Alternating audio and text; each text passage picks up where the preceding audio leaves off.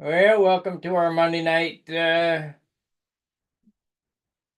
hangout, YouTube meeting, whatever you want to call it here. Let me get back to this screen. We'll close this and open that up. Well, open. There we go.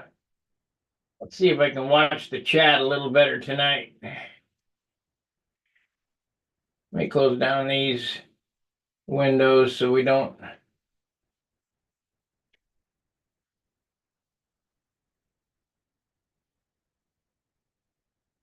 There we go. All right, I got a little bit of business to take care of here.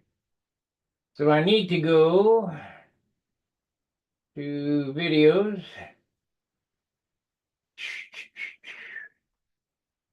and content. Come on. This thing is so slow. I've been having the awe snap. Oh, here we go. What am I thinking? Here we go. We're gonna turn that on. Save. I gotta turn the chat on. Okay, that's good. All right. So we'll do that. I need to pop out this chat so I can see you guys chatting. Hey, Tony. Let's see here. Pop out chat.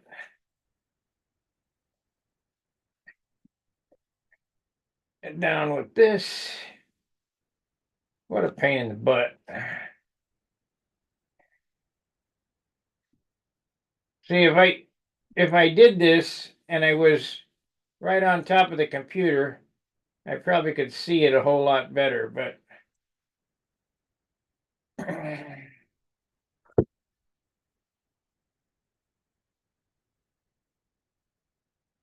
all right.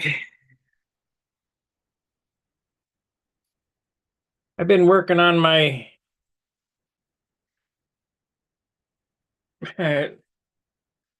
my airplane here. This is what I got so far. And we're just about ready to put the thing together. It's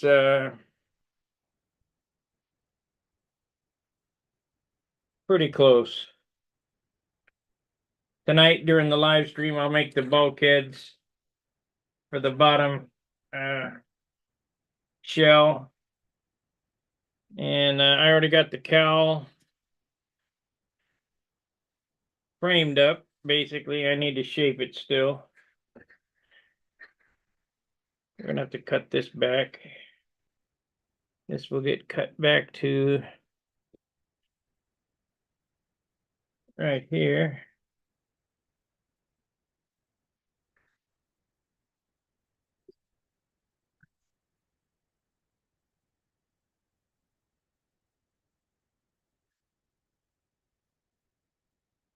Hey, Wayne.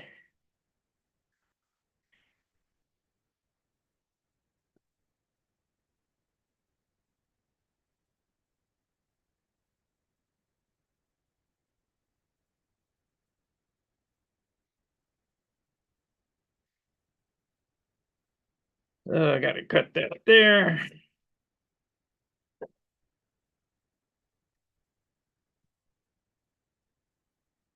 We're pretty good shape as far as weight goes right now. We're at 7 ounces.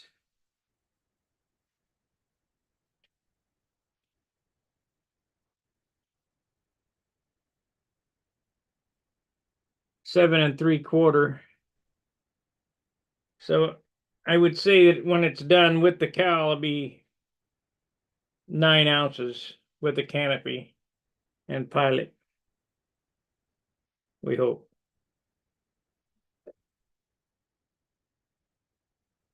I wonder if did I post that in Stunt Hangar? I thought I posted it already. Oh, yeah, I must have because there's Gary.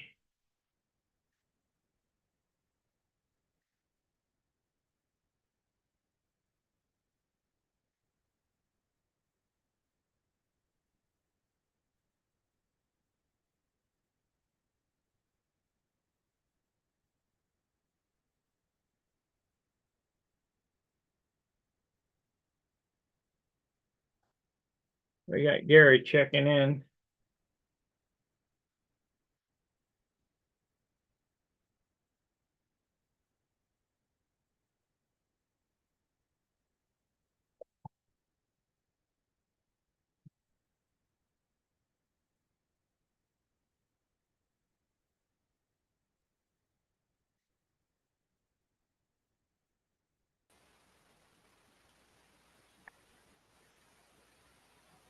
Well, there he is.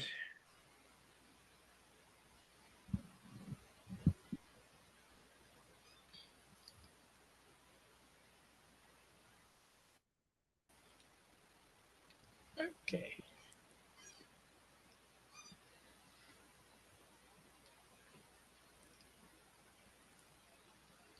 I see and hear you, Gary. Okay. Here.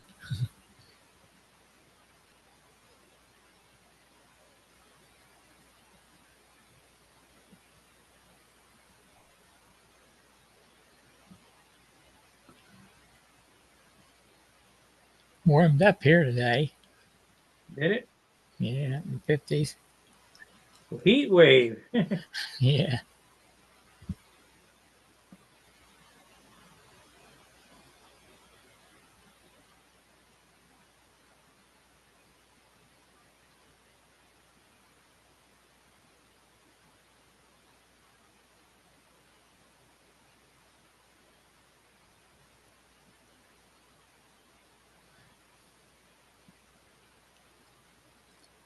Heat wave. Yeah. I wonder where Junior is. I don't know.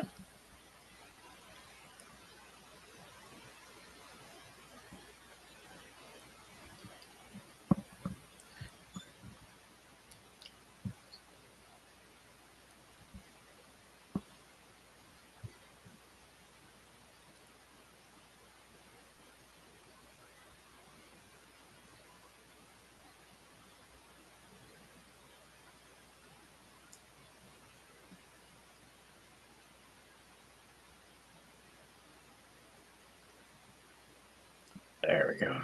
It's coming together, isn't it? Yeah. Yeah.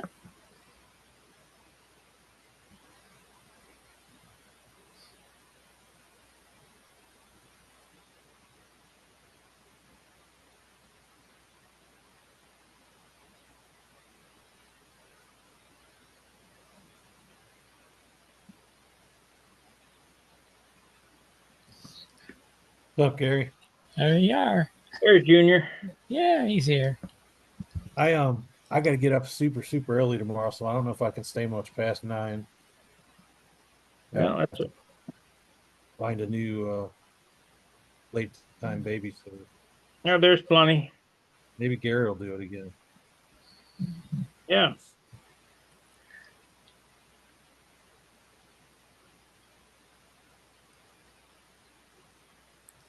I'll turn it over to Gary and Len, and they can subliminally chat. I'm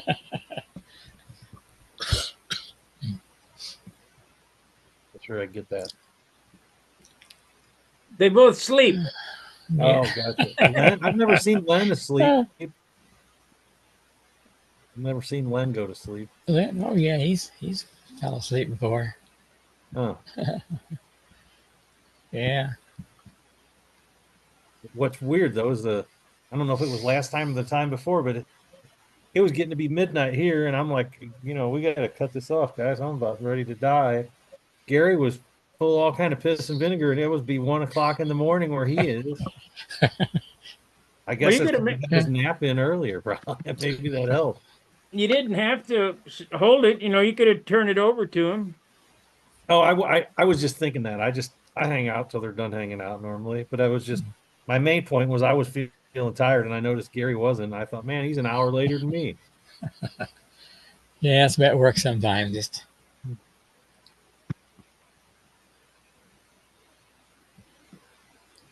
but I get to listen to you guys talking and everything and just kind of relax and fall asleep, I guess.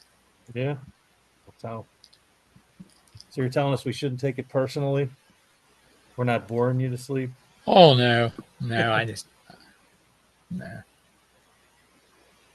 No, we used to have family in or something to shoot. Everybody be talking, I'd fall asleep. Yeah. No, nothing to do with you guys. Just I Do we know, get Sparky, has this been talked about before? Who owns, so Pampa had the plan service and a big list of plans. Does Pampa own those designs, or how does that work? I believe they do.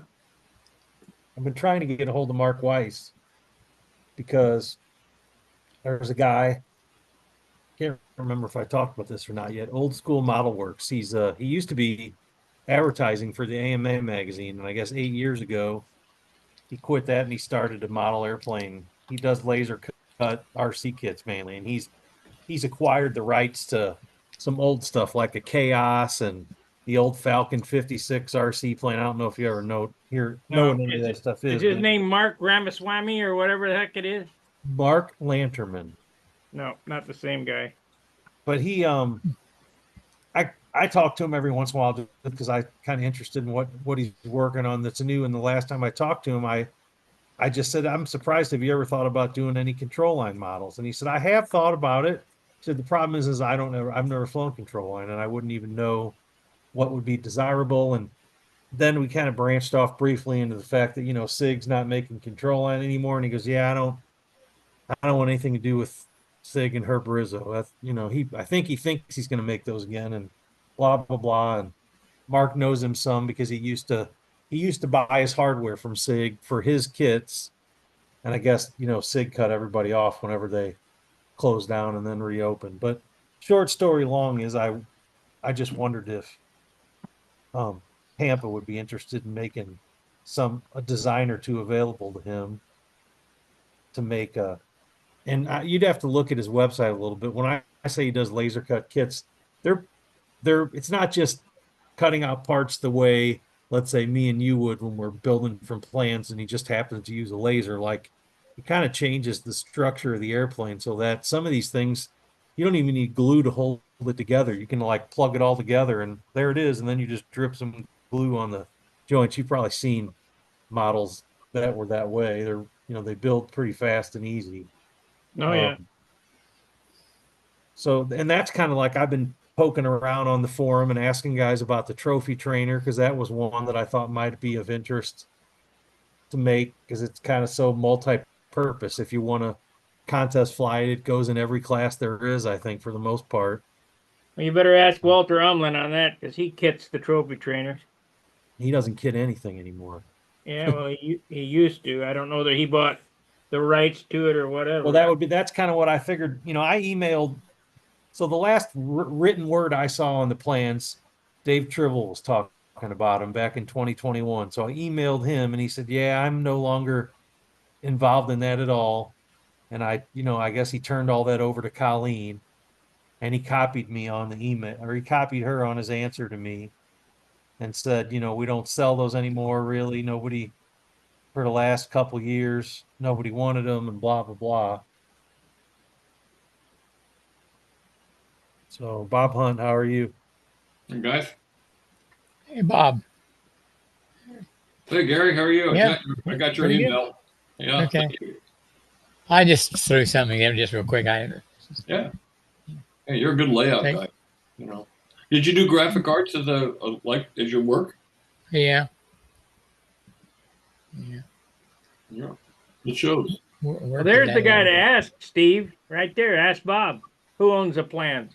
Yeah, Bob, do have you ever heard of Old School Model Works? They do RC laser cut stuff. I think so. The guy used to be somehow involved with advertising for the AMA magazine. His name is Mark Lanterman. Oh yeah, sure. I know Mark Landry. Okay, well, Mark, yeah. he's acquired. I worked with Mark for 7 years, almost every day. Okay. Old School Model Works. He's acquired some older RC designs like the Falcon 56 and Chaos, and he makes laser cut kits of them. And they're actually, I was telling Sparky, it isn't. So let's say when we build from plans and we cut parts out conventionally and people think laser cut, well, it's just that same construction style, but maybe more precise. He actually kind of changes the construction of the airplane some, and everything is slot and tab and notch, and you can kind of put the airframe together with no glue and then drip Mhm. glue on the joint. So they're super easy for non-builders to build. So with all that in mind, I talk to him every once in a while just to kind of because I get interested in what he's working on. He's in I asked him, Cincinnati. I knew he's in Ohio somewhere. In Cincinnati. I asked him, have you ever thought about doing a control line model? And he said, I have, but I've never flown control line. I don't know anything about it. And then we talked a little bit about how SIG doesn't make airplanes anymore or doesn't seem like it. And he said, I guess he used to buy his hardware from Herb Rizzo and they SIG cut everybody off. So he didn't really want to pursue trying to get permission to make those. And I thought, well, who owns the Pampa, the airplanes in the Pampa plans list? And there's some way that he could get permission to kit, something like that. And the way I look at it is it would probably be more of a win for the control line community because he's pretty out there in terms of email marketing and his website and social media. If he were to make a control line kit or two, it would get some attention. All right. Well, there's a You know. multifaceted answer here. Well, first Okay. off, a little history about Mark. You know who his father was? Something to do with world models, I know. Yeah, World He Engines. told me he ran. World Engines. Yeah. Yeah. He worked with Dave Brown, who eventually became the AMA president. Yep. So I knew his father quite well. Yeah, Mark's a real deal. He's a good guy. He was the advertising rep for Model Aviation for all the years that I was the editor there. So we went to trade shows together and hung out together quite a bit. A really good I totally guy. forgot you did that. Of course you knew him. I should have just kept right to saying Mark very Heinerman. knowledgeable modeler. He's a RC scale guy, predominantly. That's what he does. Okay. And he can fly some competition, but not serious competition, more of the sports scale stuff. Anyway, a little background on Mark. Okay, as far as the designs that, hold on a second. Casey, what do you got? Sometimes my wife drops stuff on the floor when she works here and Casey picks it up. I got a golden retriever here. All right, so the airplanes that were published in the Pampa newsletter or this magazine and our plans list, by and large, were donated by the authors or by the designers to Pampa to use. What really crossed my pumpkin is when people out there just decide that they can take any design by anybody and start producing it as a kit or sell plans. They're selling somebody else's intellectual property, and most of the time, that intellectual property belongs to a magazine if they'd had it published. So it's the actual property of some publication or some publishing house. But it's got to a point where people just don't even care about that anymore. They just rip things off wholesale. Now, having said that, if you wanted to do something from the Pampa directory, an airplane, I'm sure that Mark Weiss would be more than happy to let you do that. Because what we're trying to do here is promote the hobby and get people building airplanes. Yeah, this came up because I don't know what, Mark must be busy, but I've called him last week and then I typed up kind of effectively what I told you in a big long email and sent it to him. Mark and I have traded a few emails now because I had some ideas just about, growing, expanding, prolonging, whatever. We're going to call him and invite him to come on. I don't have his, well, I guess I do have his number. I called him. I got his number. Yeah. But, I don't know if you think that's a good idea or not, but, Well, I mean, I always enjoy when he's on here talking to the guy. I don't want to be too pushy with him because I don't know him personally. I've only talked to him on here a little bit. So if you're more friendly with him, I'd be more comfortable. Let me call him and talk to him though first before we do that. Okay. And, so we'll have him come on maybe at another time or sure something, or maybe at an after party where we can talk about it, Yeah. And then it gets down to what, picking I was thinking about, left to my own devices, picking something without flaps and something with flaps and saying, here's probably two, reasonable airplanes to make. Actually, I'm surprised he didn't mention it. I had talked to him at some point. This goes back to 2001, 2002, 2003, about doing, possibly doing a control line airplane, Okay. But maybe he forgot, or maybe he didn't put two and two together on when I. By the way, thing years ago, So that's a good idea. What airplane would you pick? Well, I mean, I feel stupid even saying anything. I told Sparky something that stuck out to me here lately is something called a trophy trainer. Oh yeah, the Tom Warden Seemed airplane. like that airplane is kind of, Good airplane. it's it would go in, just about every class there is to if somebody wanted to build it to compete with. They're excellent flying kinda- airplanes. It kind of had a, that 30s racer look about it that maybe he do you get his emails by any chance, or have you ever been to his website to look? I mean, does a pretty good job of kind of marketing things, and he was in advertising, right? So he knows how all that stuff works, and Hmm. it seemed maybe like an airplane, a design that would be interesting to people Yeah. on the outside to see. But And who owns the rights to the trophy trainer? Is that one of the ones in the Pampa well, it directory? was on the Pampa plans list. I do know that. And whoever had it But donated it to Pampa. I guess. And I know then, that Walter Umlin made some kits, Bob. yeah, Walter Umlin was making kits of it, but it almost seemed like he stopped making kits of that before he stopped making kits. Mhm. Now that's complicated with the fact that he's not, I guess his health is failing, and he no Yeah. longer, he was trying to sell, his business. He sold all his wood to Joe Daly. I know that. Joe's got all his wood. Okay. Mhm. Mhm. Well, that's a good idea. I mean, yeah, and I like the idea of making one, kind of a trainer or, stepping stone airplane, and then maybe working up to something a little bit more advanced, that'd be good. Well, in talking to Mark, he said he didn't really feel like he wanted to get, he kind of indicate. I mean, in his mind, competition in general implied a level of sophistication that he really wasn't comfortable engaging with. But Well, I'll slap him upside the head and get him to listen. I mean, maybe this, if you know him well or you know I him do. personally, you might be better off talking to him than I was. I've been in. We're at trade shows. I think we shared motel rooms because we had a budget. So. Sure, sure. I just know I've called him a few times because I've been intrigued with. I just like that he's still making airplanes for people to build. Yeah, he's a good guy. He's a really good guy.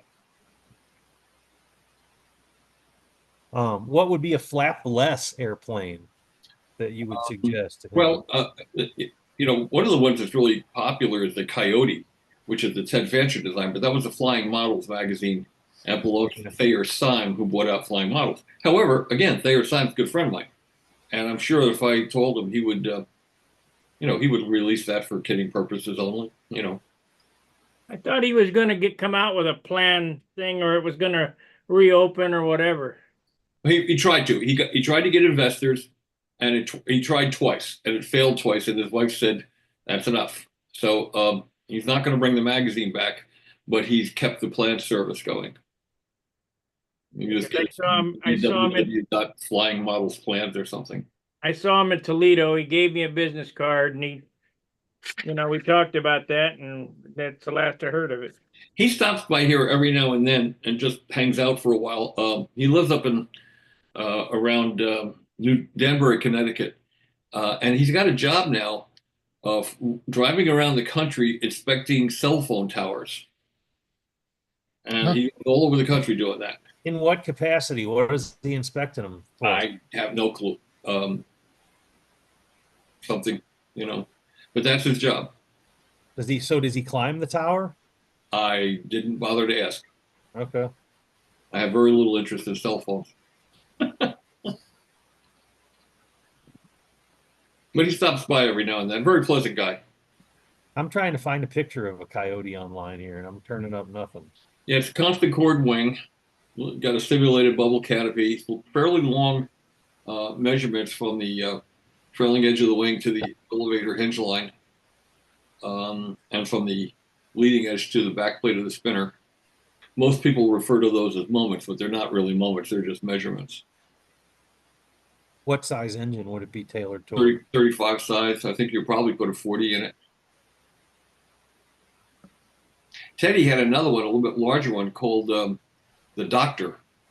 It's funny you mentioned that. Our local club, I don't know, Sparky, if you were part of this or not, but it looked like some years back, the club here was going to have a build where everybody built one of those. I don't. Was it the doctor or the medic? But it was a flapless airplane too, and I didn't know again who owned the rights to that or what. Hmm. Um, I may actually have a picture of that. the doctor I do know what it looks like because Yeah. it was the doctor. Here's the article. The club will be making up kits for Ted Fancher's The Doctor as a club project. It was back in 2015. I Hmm. guess Eric Rule must have cut him some wing ribs. Yeah. Um, Yeah. but yeah, I mean those, And Teddy would be the kind airplanes of guy like who that. would love to have this for the hobby. You know, he's always for anything that helps the hobby. So all you got to do is Well, call him and say, can we kit this? You know, I'm sure he would. right. The thing about Mark with the kits that he does now is he always, I guess he for sure makes everything electric. It's almost like it's powering it with a fuel powered with an IC engine is um the option, if you will. So he would probably try and configure these so that they could be electric or IC power. Yeah, that would be smart.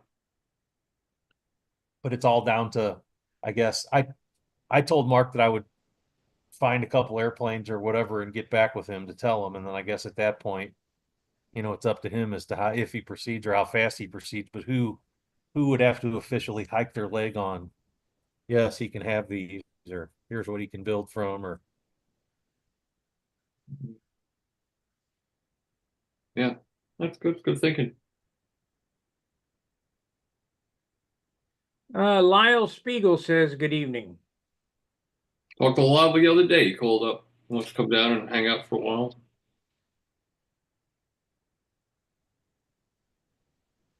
He lives just west of me, about an hour out by Hamburg, New York, Pennsylvania.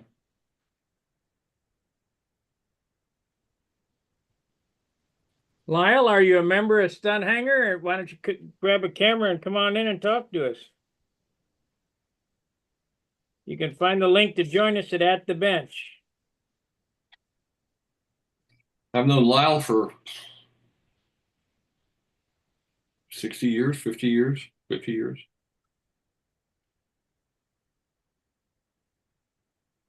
He was good friends with, I think it was him, was good friends with, um, can't think of the guy's name now. Uh,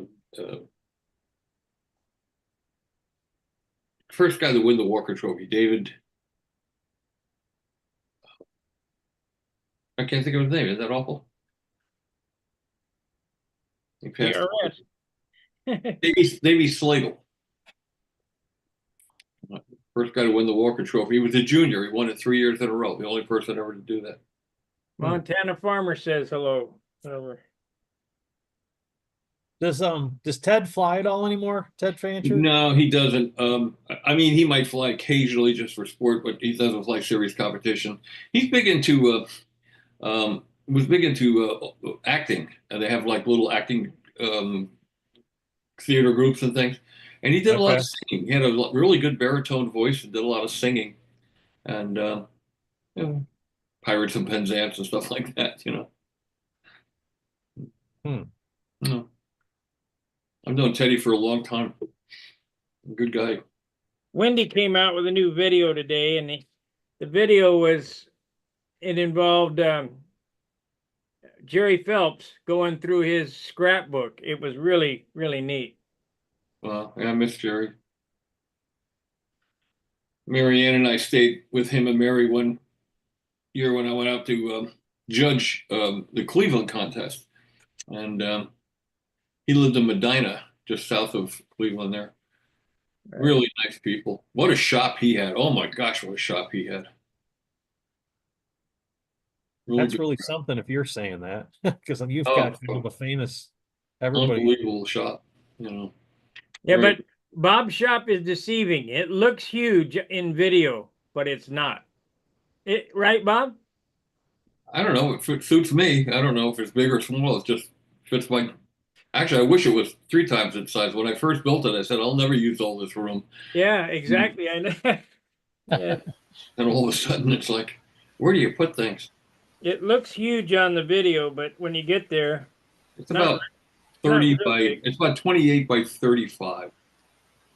Is it a separate from your house, or is it a Yeah, we room? had an addition. We had an addition built onto the house. I had a when we bought this house. You ever hear of a fuel company called S&W Fuels? Yeah, I tried some fuel from them last year. Yeah. I won't even go there. Well, the guy who owned that was also in construction, and Stanley?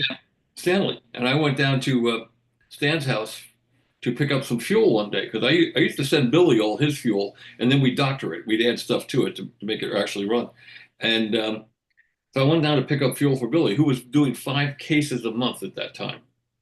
Wow. Yeah, every month, and I got there and he said, I'll get the fuel for you, but I got to run over to a house I'm working on. You want to take a ride? I said, sure. So we came over and saw this house. And I said, boy, this is really nice. I said, how much? Because I was trying to buy a house in Jersey. That was in 1989. That was at the height of the price increases. And you couldn't get a shack up there for 300,000 bucks. And I asked him, I said, wow, how much does this cost? He says, 132. I said, what's wrong with it? He says, it's in Pennsylvania. And it was only like a 45-minute ride from here to Carson's publication. So for several years, I commuted to Carson's from here. And we had a 2-car garage. And my wife's parents were getting pretty old. So we decided to put an apartment in downstairs for them. So we took half of the 2-car garage, made a kitchenette and dining room for them, turned the rest of it into a bedroom and a living room and a full bath. And then I had the other garage half at my shop for a long time. And then we built the addition on and put a door to go out to there. So essentially I have a bigger shop, but it's 2 rooms. Okay. Well, my shop is my basement, 1,600 square feet. But I haven't used all of it yet, but it seems like I push further and deeper into it. You find a way to use it up. But, the work expands to fill the shop, Yeah. Or in my case, just the junk. I'm not as organized as I would like to be, so I store things in an inefficient manner. So I end up with stacks and piles of things randomly all over.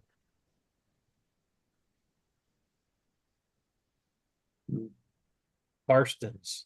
Are they the ones that did the Dick Sarpolis video? Is that where I recognize that name from? The video. Yeah. Did they do videos too, or just magazines? We did the magazine. Yeah. We had several magazines. We had Railfan magazine, Railroad Model Craftsman, Nutshell News, which was about dollhouses and things like that, creative crafts and flying models. And it was a zoo. Remember every day when the UPS truck would arrive, my associate, Frank Vanelli, and I would run to the loading dock to see what kind of new toys were being delivered to us for review. Fun. Hey, Ed. Howdy. I had myself on mute. I don't know if you can hear my heater going in the man cave. No. Okay. How you doing? All right. Yeah. Just staying busy, waiting for the weather to change again. Change to what? Well, we're supposed to get ice and snow again come Wednesday night, Thursday in West Virginia. And that's so. The video that I'm talking about was from a company called Kallenbach. Kallenbach. Okay, that's out in Wisconsin, I think, or Milwaukee. In Milwaukee. I just remembered that because that's what got me involved in the hobby. Pretty much is. I used to publish a lot of his airplanes. Matter of fact, he's supposed to come up. We're supposed to go out to lunch here next week or two. He's out of modeling now. His wife contracted Parkinson's disease, and he had to put her at home. And he kind of downsized, got rid of all his airplanes. Airplanes was just one of his many passions. He was also great into restoring old cars. He had a 57. He's got a Corvette. His other thing is you go on Amazon and look up blowtorches, book on blowtorches.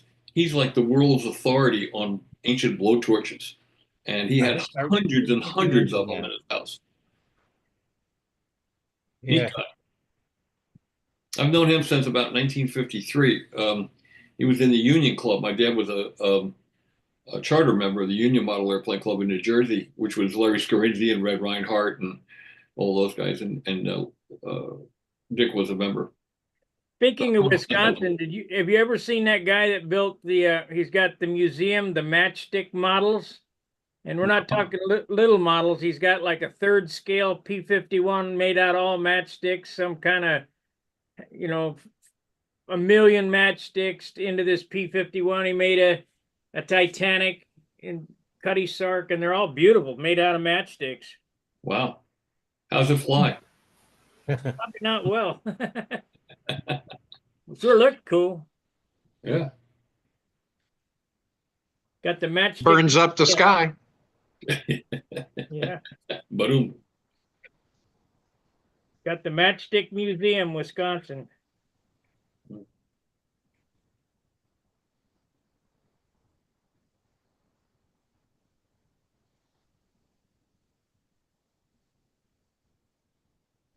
Did I miss you guys talking something about a training plane, or what other plane was that, Steve, that I just caught the end of? Yeah, I was talking about there's a company that does laser cut RC stuff now, and I kind of was pimping them to see if they were interested in doing a control line airplane, and the guy said something he would consider, so we were trying to figure out. Yeah, I was thinking about that the other day because when you look at the RC stuff, I mean, you can go to Twisted Hobbies, you can go a lot of these places, and you know, the foamy stuff, you're getting something for RC transmitter ready for, you know, 150 to $200, so it makes it kind of difficult. If you come out with something control line, what's the cost going to be? And that. What's the market going to be? Exactly. So if you've got almost $200 for a control line and $200 for an RC, what are they going to lean towards? And that, so it's a matter of who's going to try to promote it also, and demonstrate it. I mean, airframe for airframe. Well, I'll put another way. I talked to him about the pricing a little bit. He seemed to think that because he includes hardware and everything with all his kits, and he seemed to feel like the control line model would be a slightly simpler. I'm not sure. I guess there'd be no motor mount. I guess classically, there's profile airplane has wooden rails for the engine. But after the fact, to rig the thing, you know, the RC model, a lot of people don't realize how much money you sink into the radio equipment, the servos and the receiver, and a lot of people are putting some kind of a flight controller or gyro in the airplane nowadays. Yep. And now don't fly at a free club. You have to get the transponder too. Yeah. Are they getting more serious on that? It's not more serious. I mean, it's a done deal. It's a done deal. Unless you have what they call FRIA status. I forgot what FRIA stands for. Okay. Yeah, we're FRIA. We just got ours. FAA recognized identification area. There you go. Yeah.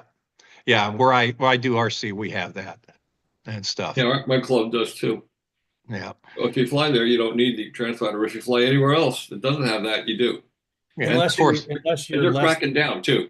Unless you're under 250 grams. Or unless you fly a drone over New Jersey at night. Yeah. Was that you, Bob? No. Probably windy. It's pretty serious around here.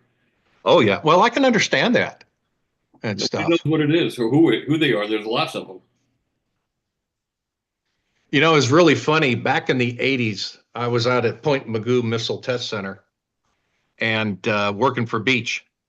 And a buddy of mine was one of the missile engineers, designers, and big RC guy. And even back then, he was working on stuff for the military in regards to, well, at that time, it was target drones and that. So, but back then he had basically fail safe. I went to Wichita for some training, and I went out to the field there and flew one of his planes, and it had fail safe, and that to where it had limited bank and limited pitch.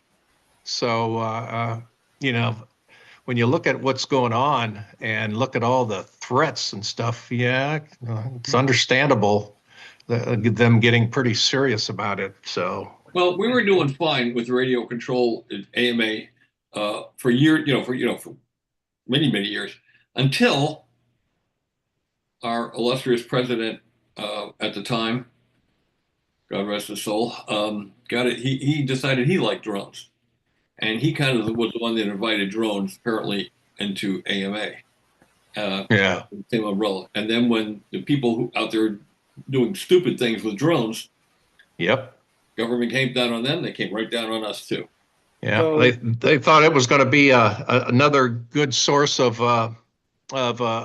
Membership. members. Read that income. Yeah. Yeah. Well, member/income. Yeah. And that, but Never turned out that way. no. The remote ID thing is safety is just the excuse they use to sell it to the public, but their real interest is in keeping us out of the way of the shipping companies that want to deliver with drones. They want That's true. That's a pipe dream. Never gonna unfettered happen. access to 400 foot and below sea level. I used to think that, Sparky, I really did, but some of the airframes they've come up with now are pretty capable in terms of what they can lift and how much battery it takes and how far they can go. And rather than actually come down and land the thing where you are, they've got mechanisms where they lower stuff down on a tether and drop it to you. It's medical deliveries, and it's happening. It is going to happen. Well, let's It's all already get happening, fellas. let's all get a bunch of birds. That's right. Yeah. And we got bird strikes every day with the airlines and On the the other side of corporate the coin, aircraft. we all fly control line, so who cares? Right. Probably don't take it out.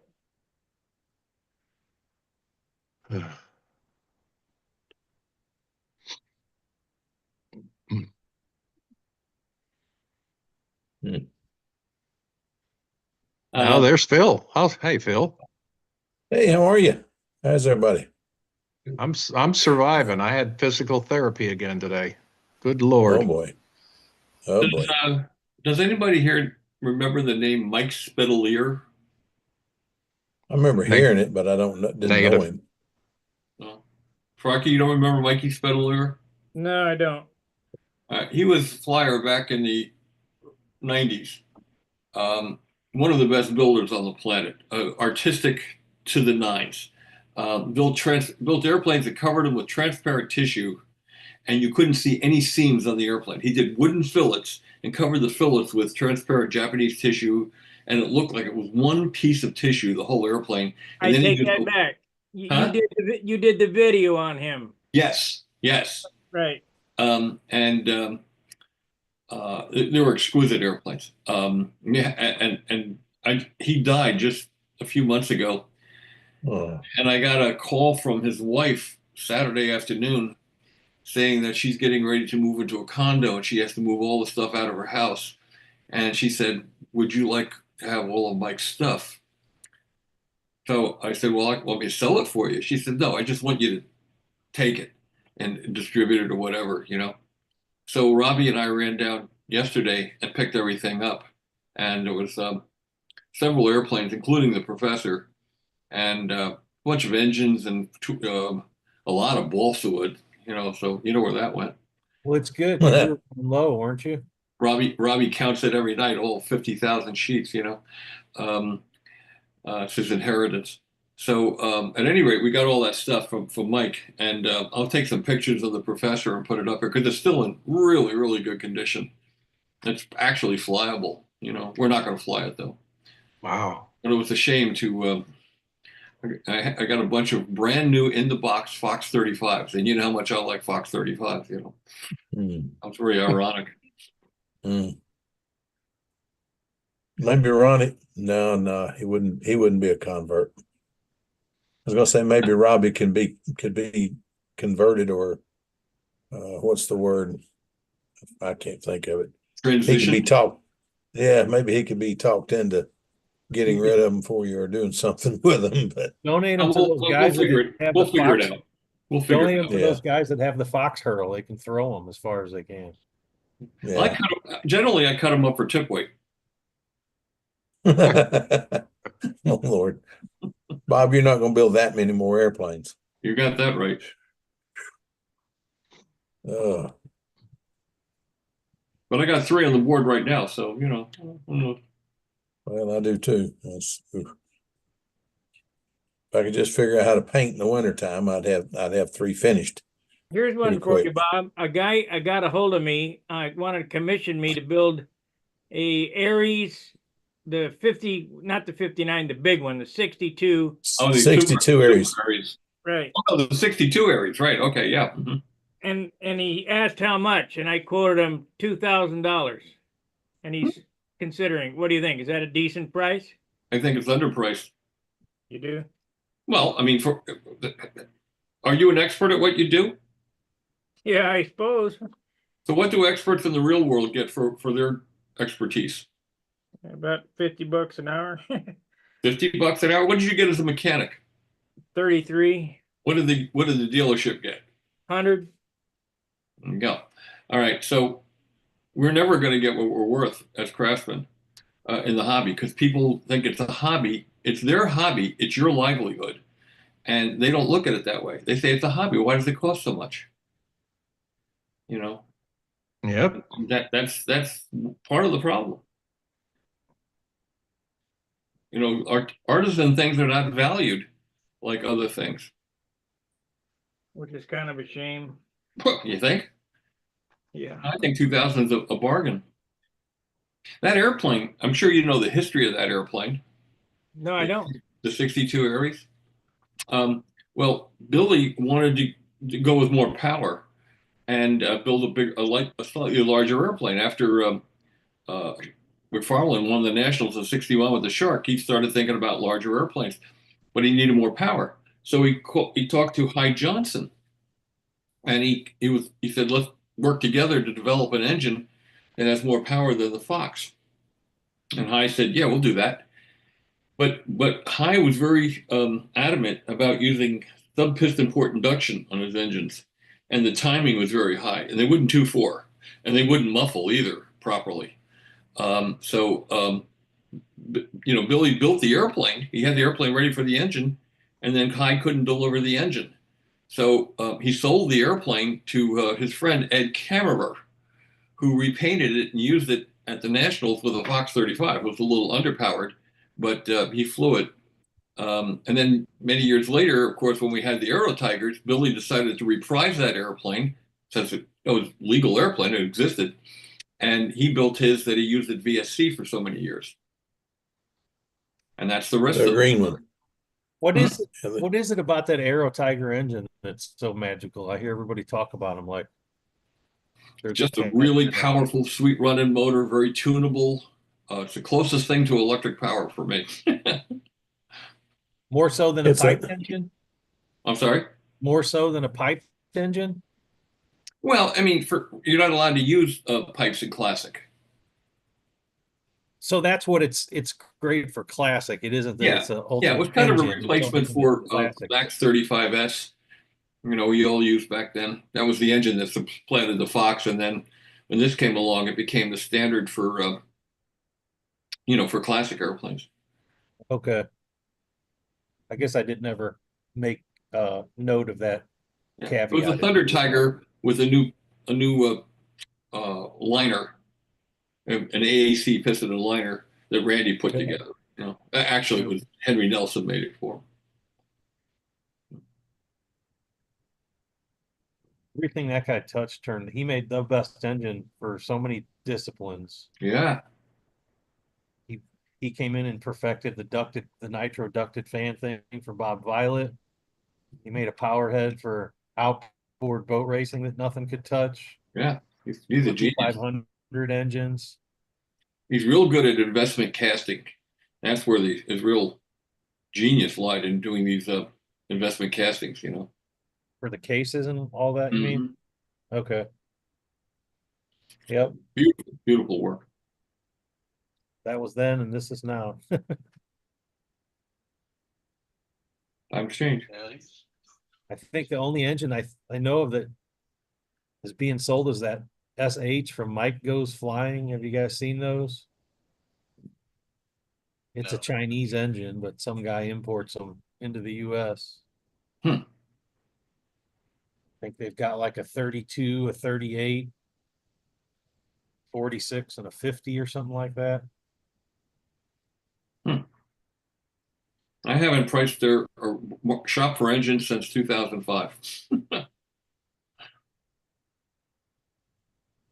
And it's ironic. I keep getting people leaving me stuff from when they pass on, and I keep getting engines. It's like very ironic. I'll give you my address and we could fix that for you.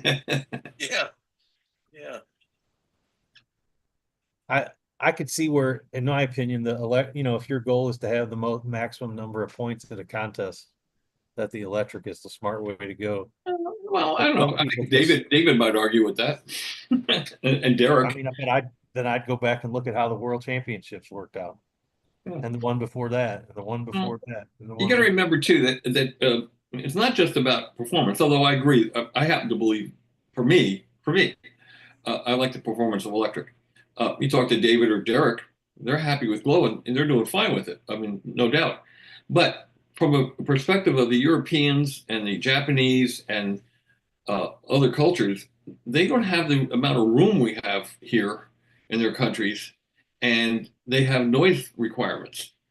So it was a necessity for them to go to something that didn't piss off the neighbors.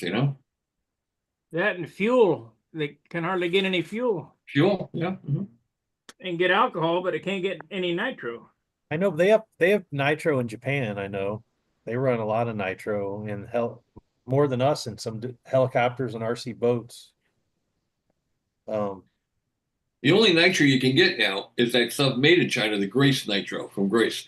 The Angus nitro, which was a really good, cooler running, better quality nitro, that all the drag racers used and airplane people. That company was sold to a Swedish company who went to Texas and took the reactor and took it overseas, and then they declared they're not selling. My understanding is they're not selling to any hobby or sport outlets, no drag racing or anything. They're using it for something else. So the only stuff available is that Grace Nitro, which, according to Billy, took it to a guy who did spectrum analyzing, a friend of his, and he says that it runs much hotter. It's a much cheaper, hotter running nitro. And it's really interesting that right about the time that happened, drag racing went from 1320 down to 1,000 foot on the nitro classes. Everything kept blowing up. They went from no, they were going too fast. That was why they shortened That it. happened when Scott Coletta got killed. Yep. And they cut it from unlimited nitro down to, I guess they can only run 90% now. They got to run at least 10% methanol. And they can't get the good nitro. So it's ironic, maybe it's just coincidental. I don't know. Interesting stuff. The way I put it to people, and again, I don't want to get this to be a glow and electric thing because I don't care what people fly. I don't care if you use two chipmunks on a turntable to spin the prop. It's about geometry. It's not about what spins the prop. It's to me, it's about availability and practicality. It's getting more and more expensive. We're not leaving glow. Glow is leaving us. Yeah. Yeah. Yeah. One thing I Really did, is, 'cause you you guys are going to jump on this. I found a whole box of glow plugs. Uh-oh. Oh, shucks. Let's hear your Mike goes, voice. Steve, you were talking about Mike Goes Flying. Yes. Has anybody thought about any of their gas engines? I mean, I think the power to weight when you start burning gasoline is pretty crappy. Oh, really? Yeah, like to convert a model's, a typical hobby sized. Oh, so there are some guys that played with it in helicopters. The frames were designed for, say, a 60 to 90 size nitro engine. And, I think OS or somebody had something that was kind of a converted to run on gasoline. It would hardly even fly the thing anymore. It's so much Okay. less. Well, this so is much less power this is relief. this is 9cc. They say it's like a 55 equivalent, and it weighs 13 and a half ounces minus a muffler. And Yeah, but that's not gas. That's nitro. no, Well, this is gasoline. Yeah, Where- but it probably okay. put out the same power as about a 30 size nitro engine. But How can it be gasoline? Where's the spark plug and where's the coil? Now they actually have a quote glow plug that can run with gasoline. Yep. Sparky. Yep. Huh. Yeah, and it doesn't make sense to me either, but I've seen it with my own eyes. So. I mean, I bought one just out of curiosity and stuff. Oh, you So- have it. Cool. Looks like a diesel then. Have you bench run it or anything yet, Ed? No, I just took it out of the box. What's out of your the plastic. impression of the quality of the engine? Well, number one, it's made in Taiwan, so they seem to be doing fairly decent. Ball bearing front end. I You can't know, think of the- Norvell. I can't Norvell think of the makes a guy's gas burning name. 40. How Yeah. much does it weigh? 13 and a half, like as you see, but it's got a carburetor on it. Well, is that part of making it? I mean, let me see the top. I can hardly believe that that's a gas engine. It does. It runs on gasoline with some funky kind of a glow plug. Guys, Norvell started advertising one that runs on gas and runs on two-stroke fuel, gas and oil Yeah. mix about 5 years ago. I never did buy one, but it's a 40 it's a- size, and they said it had the power of a good 35. So it's a It's a- two-stroke gasoline engine. That don't make sense. Convenience What of do you a mean? glow with the economy of a gas 9cc engine. And a drop-in placement for a 40 to 55 CI aircraft engine. How does a two-stroke gasoline engine not make sense? Yeah, really, because motorcycles did it for years. Every even dirt some bike, cars. chainsaw, weed eater, leaf blower. Now, granted, those are spark ignition, but Do you have to? Does it say you have to mix oil with it, Ed? Stand by. you definitely to have get to some mix kind of oil. lubrication in there in some way, shape, or form. Gotta have lube. Yeah, it does, and it's in a lot higher oil percentage than what you would put in a chainsaw or something. Mhm. Because yeah, I'm sure of that. the utility engines have the needle bearing connecting rod, and our engines have a bushed connecting rod. That's why we run so much more. 20 oil. to 1, 20 to 1 mixture. About the That's same as not the bad. heater. No, weed Well, eater's that's 50 to actually 1. less than like my weed Weed whacker eater's 50 to 1. is a 50 My to Yeah, bass or some boat of them runs run 20. 100 to 1. My bass boat runs 20 to 1, but Hmm. the weed eater runs 50 to 1. Yeah, mine. Yep. For break-in, use 20 to 1, and then after that, use 24 to 1. Huh. And we're looking at, what kind of RPM will we get? Keep the operating range under 5,000. Oh my gosh, it's got no RPM. Second stage, keep it under 7,000. I What guess kind that's of like props? You a have to use break-in. fairly high pitched prop set, I would imagine. Yeah, I was just wondering whether it could carry a bigger prop because it had more torque. And anyway, I thought it was interesting. Yeah. Give it a whirl. It is interesting. Yeah, Yeah. afterwards, don't go above 8,000 RPM. Come back Friday and tell us how it runs. Yeah. Do a review.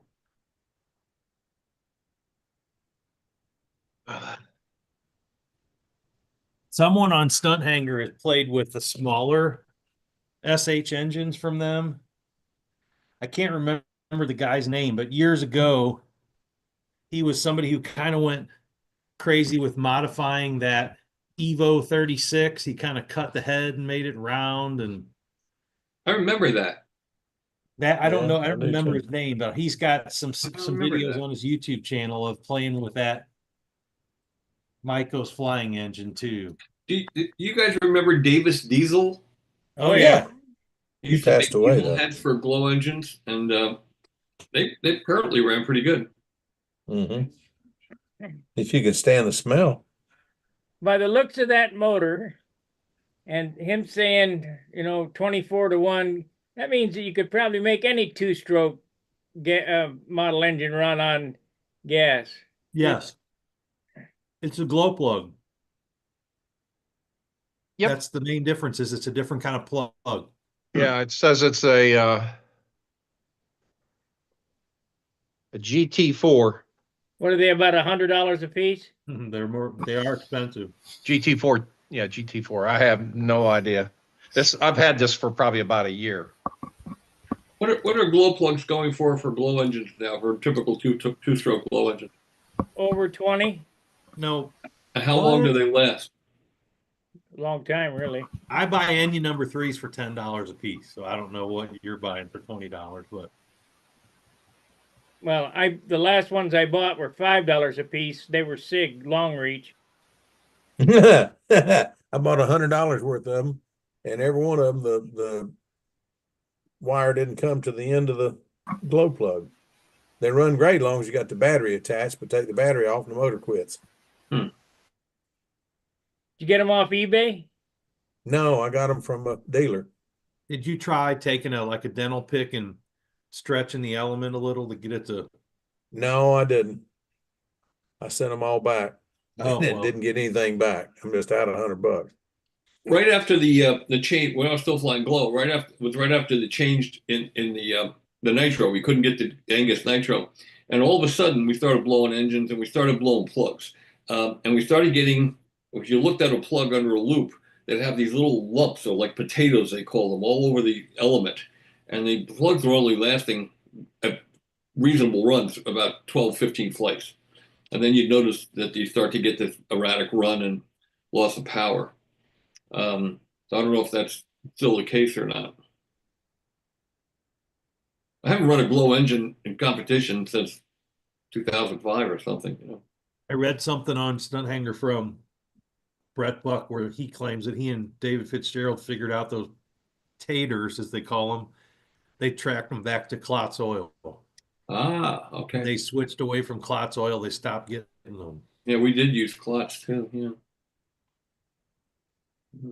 Bob, didn't you use a 36 in well, up until a couple of years ago at VSC? What's that? Didn't you use an Aerotiger 36 up until a couple of years ago? A couple of years ago. I haven't been to VSC in 20 years. 15 years, 10 years, something like that. Oh, Yeah, wow. I did. I flew the Aerotiger and the Caprice for a little while longer, but for my serious airplanes, now I switched over in 2005. Okay. I sold that Caprice to a friend of mine and he crashed it. Oh, Lord. But that's okay. They Oh. told me if I ever showed up with it again, Whiteley said, if you ever show up with this airplane again, he said, we're going to hang you and burn the airplane. Lord. I won 5 in a row with that airplane out there. Yeah. That was a good Well, that was a good running motor, that Aerotiger. That was the best glow engine as far as overall performance for its size of anything I've ever run. Between you and Billy, they're about tired of East Coasters coming out there and cleaning them.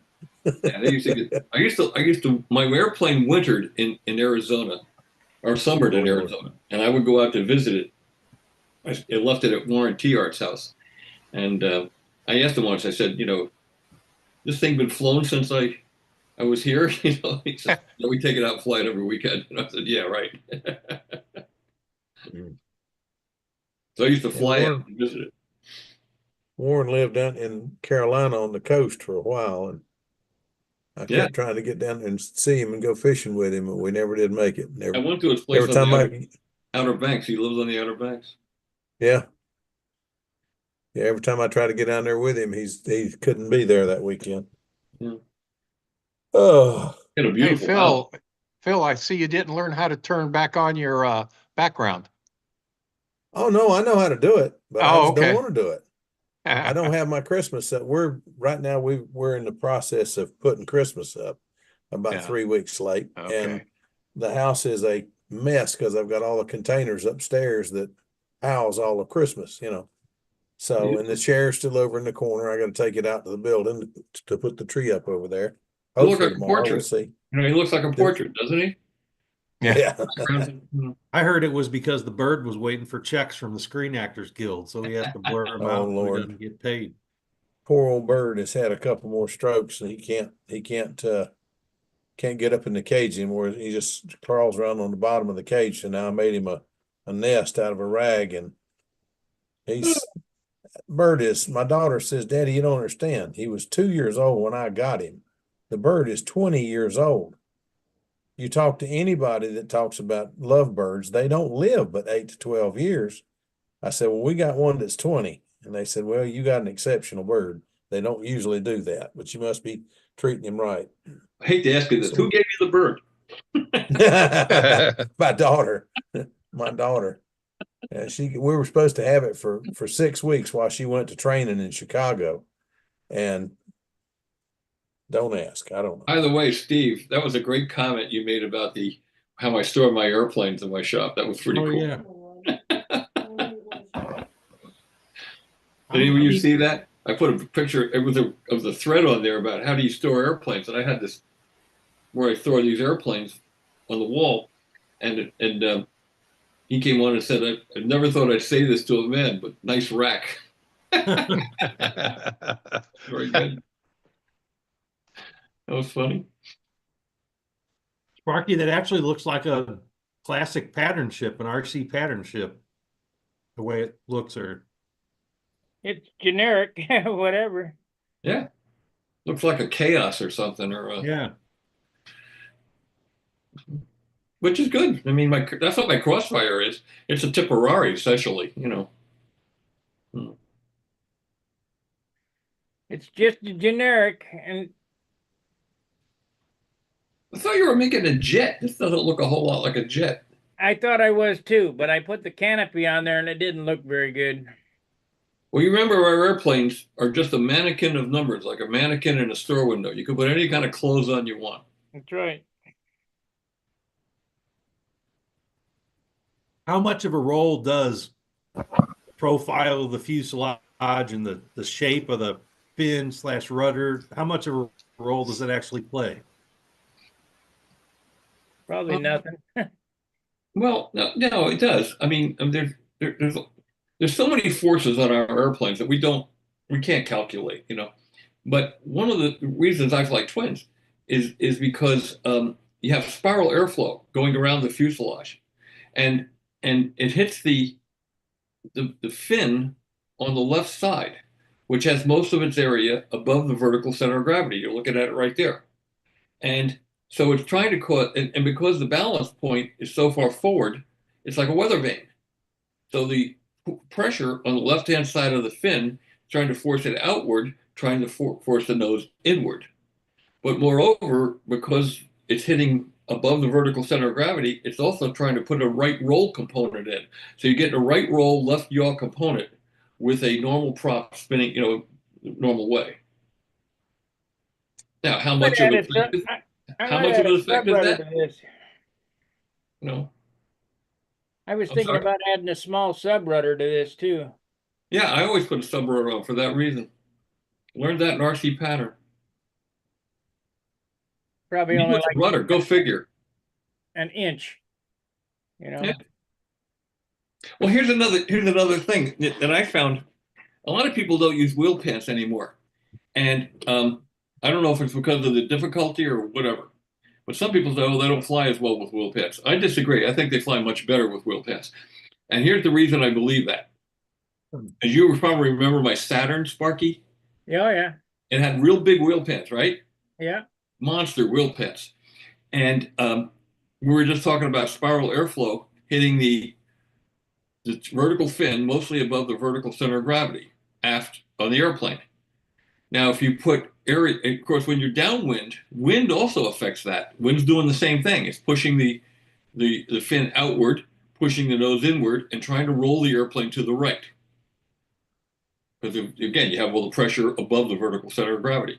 All right, so if you were to balance that out by putting area down and forward, like wheel pants, it should tend to want to mitigate the problem. And I found that the Saturn would fly in, was probably my best wind airplane, but only with the wheel pants on. Well, even your Crossfire has banana wheel pants. Yeah, I have big wheel pants on the Crossfire, and the same thing. I have grass gear for it too with spats. It doesn't fly anywhere near as well with the spats as it does with the wheel pants.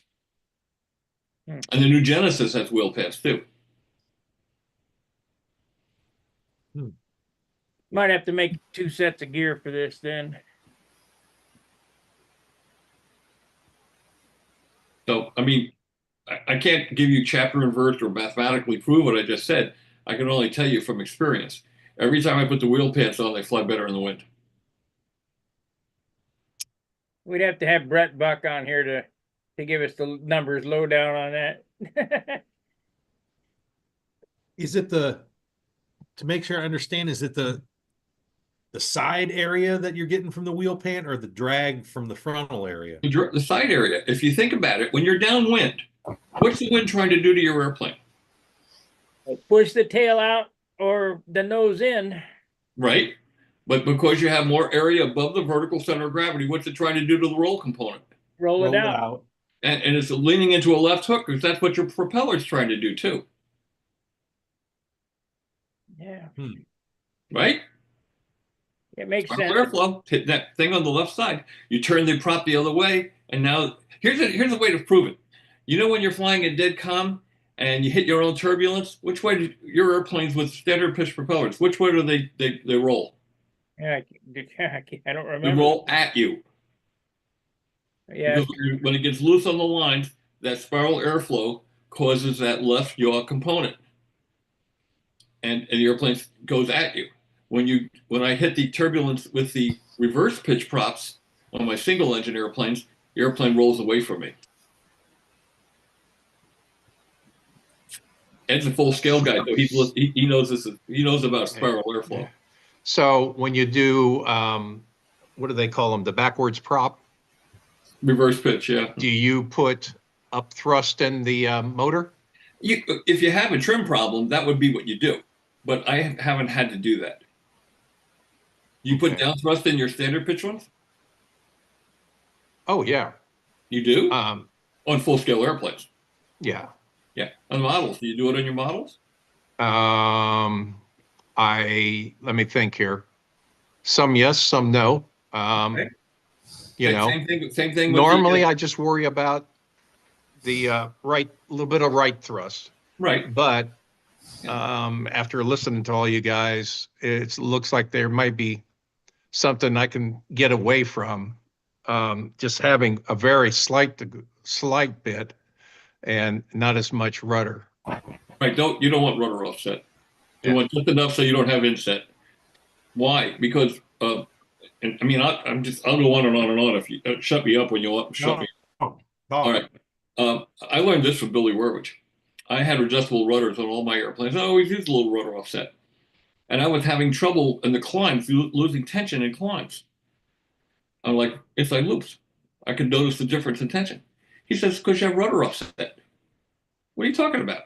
He says, speed creates lift. When you're coming downhill, you're going faster, right? The rudder is offset. What's it trying to do? Push the nose out, right? When you go through the bottom of the loop, you start to climb, it starts to slow up. What's Newton's law say? The motion. Equal and opposite reaction. Yeah, for every action. The nose is going to want to come in at you when it goes uphill. So I took the rudder, and of course I was also losing vertical line tension. He says, put that rudder straight. Not only did I have equal tension everywhere on the bottom, I had more tension on top. Also, I showed it probably a year and a half ago in the sheet metal industry for aircraft. They make shim stock.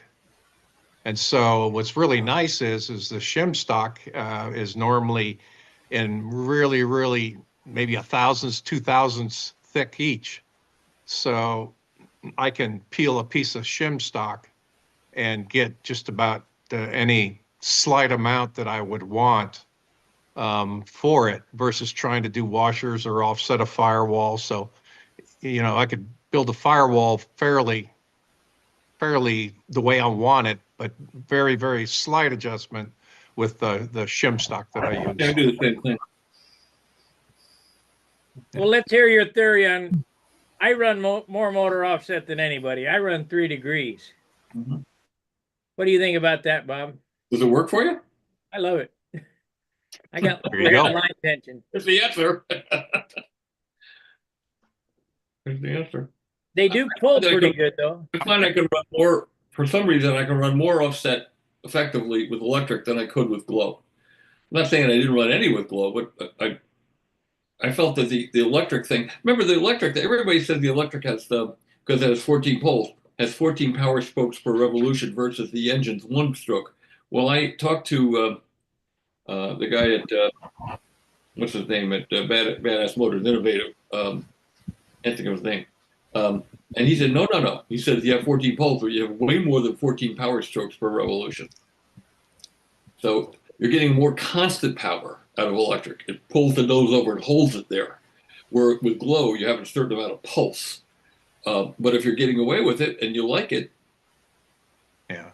why? There's so many variables, that anybody that would start setting up something one way will change the way he sets it up. In other words, like on some of the engine riggings that I do on aircraft with propellers, if you don't start at one area and work your way, I start at the prop and work my way back, you can make it work right pretty easy.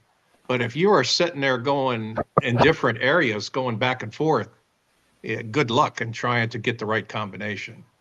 Yeah. There's so many. But once again, what works for you? Exactly. There's so many variables of what we're doing, and our airplanes can be or can't be chance blueprinted. In other words, we're working a balsa wood, and even microscopic little tiny things will cause differential in the way that one design will fly one airplane versus the next of the exact same design, built in the exact same way. They'll all fly. We'll all have similar characteristics because of the force arrangements and so forth, but each one's going to require a different trim because there's microscopic differences. I was saying a couple of times back here at the Nats this year, just before Top 20 morning, I was down on the team race circles practicing, and I had the twin rudder Genesis. And I didn't think when I built that airplane that I fit it into the rack of my van without hitting the ceiling. And the tip of one rudder always hit the ceiling just a little bit. And I was in a hurry to get back up for my official flight, put the airplane in the van and broke the inboard rudder. So you're saying that rack was not nice. Huh? That rack was not nice.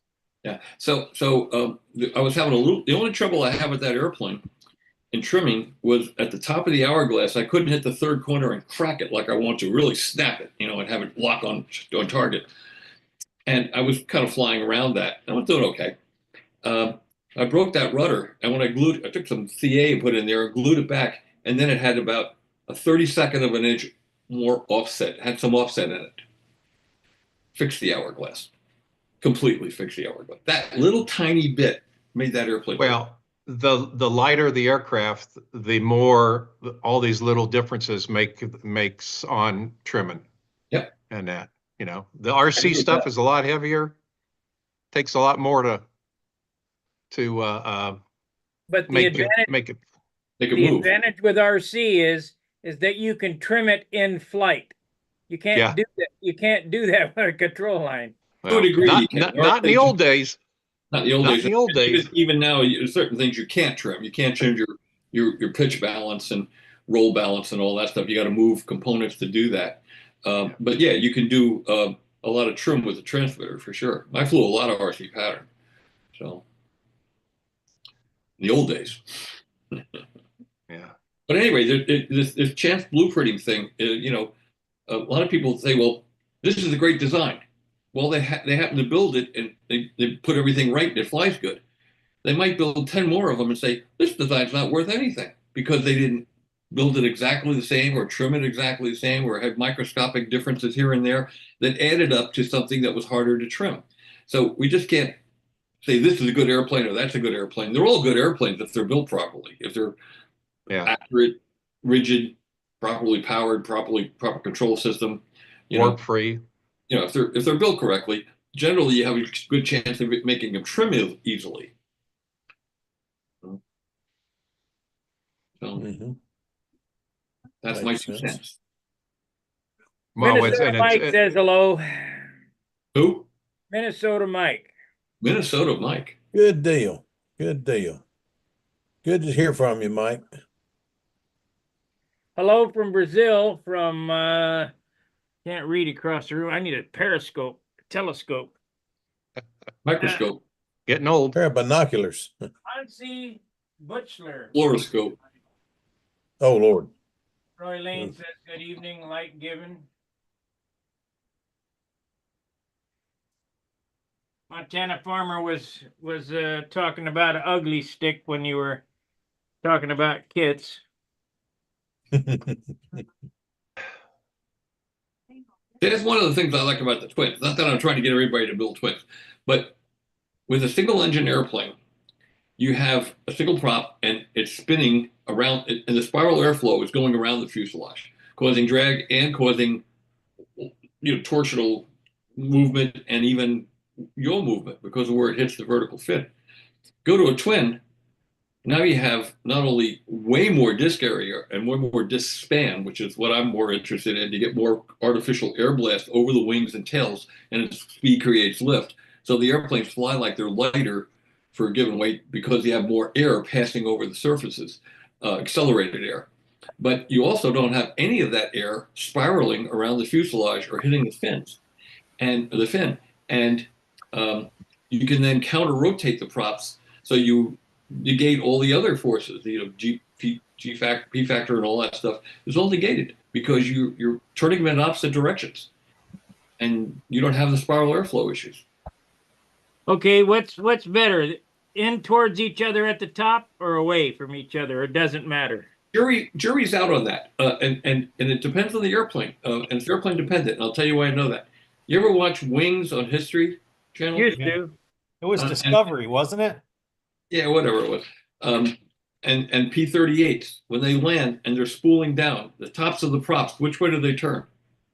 Don't remember. Towards the canopy or away from the canopy? I think towards. Away. They turn away from the canopy. Yeah. Tops of the props turn away from the canopy. They almost crashed the airplane on its first flight when they had it set up the other way around. And the other way, yeah. And they almost crashed the airplane. I think it was Tony LaVere or was it Fish Salmon almost crashed it. Fish Salmon.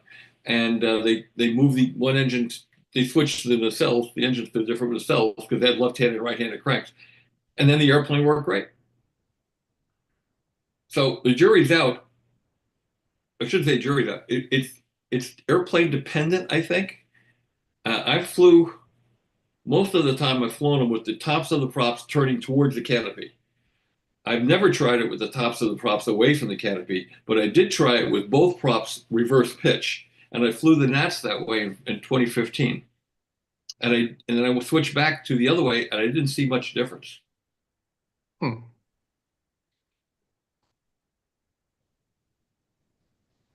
Thought any more about publishing a twin? No, I'm too tired. I'm too tired. Just do some halfway decent sketch work.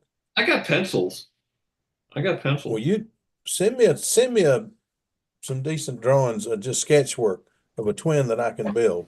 Well, it's more than that. There's some specialized parts that have to be built too. I know. Yeah. We'll make those and I built those drawing. Yeah, and I'm not cutting wings anymore. I'm done. No, but I built those two mosquitoes, and the second one I built with your idea of mounting the nacelles and bringing the airplane to the nacelle. Yeah. And I will admit it worked much better. And I still cannot. Well, of course, I can't get it down from the roof of from the ceiling of the restaurant to look at it. But would have sworn they were exactly right. I put pitch gauges on them and everything, and I thought they were right. But the second one flew much better, although he bought it too. So both of my P-30 and both of my mosquitoes are hanging in restaurants. The guy I went to grade school with, and Tim wanted them, so Tim got them. So they, He's when you go also to that restaurant, did they give you mosquito spray or? no, no. Tim is a guy that I met in first grade, and we're still friends. And when my wife was gone to training for 6 weeks and took one of our cars, the other car broke. Tim called me and says, "Hey, I understand Vicky's out of town, and I know you can't cook." Mhm. He'd already tried eating some of my hamburgers cooked on the grill, and he said, "I know you can't cook, and the girls are both grown and gone now, so you're there by yourself. Come on over to house night. We're going to have surf and turf." He lives in Greensboro, about 35 miles away. Well, I told Tim I'd love to, but the front suspension has come out of the Bravada, and I don't have a car this weekend. He's, "Oh, hell, details, details." And he hung up. So I talked to him a little bit, and he hung up. Well, about 45 minutes later, I hear something coming up the road. This is a quiet little neighborhood, and I heard something coming up the road sound like a AA fuel dragster. Tim collects Corvettes, and he has a 67 427. I forgot the name of it. It's got the 27-gallon tank in the back end. That's the It's year.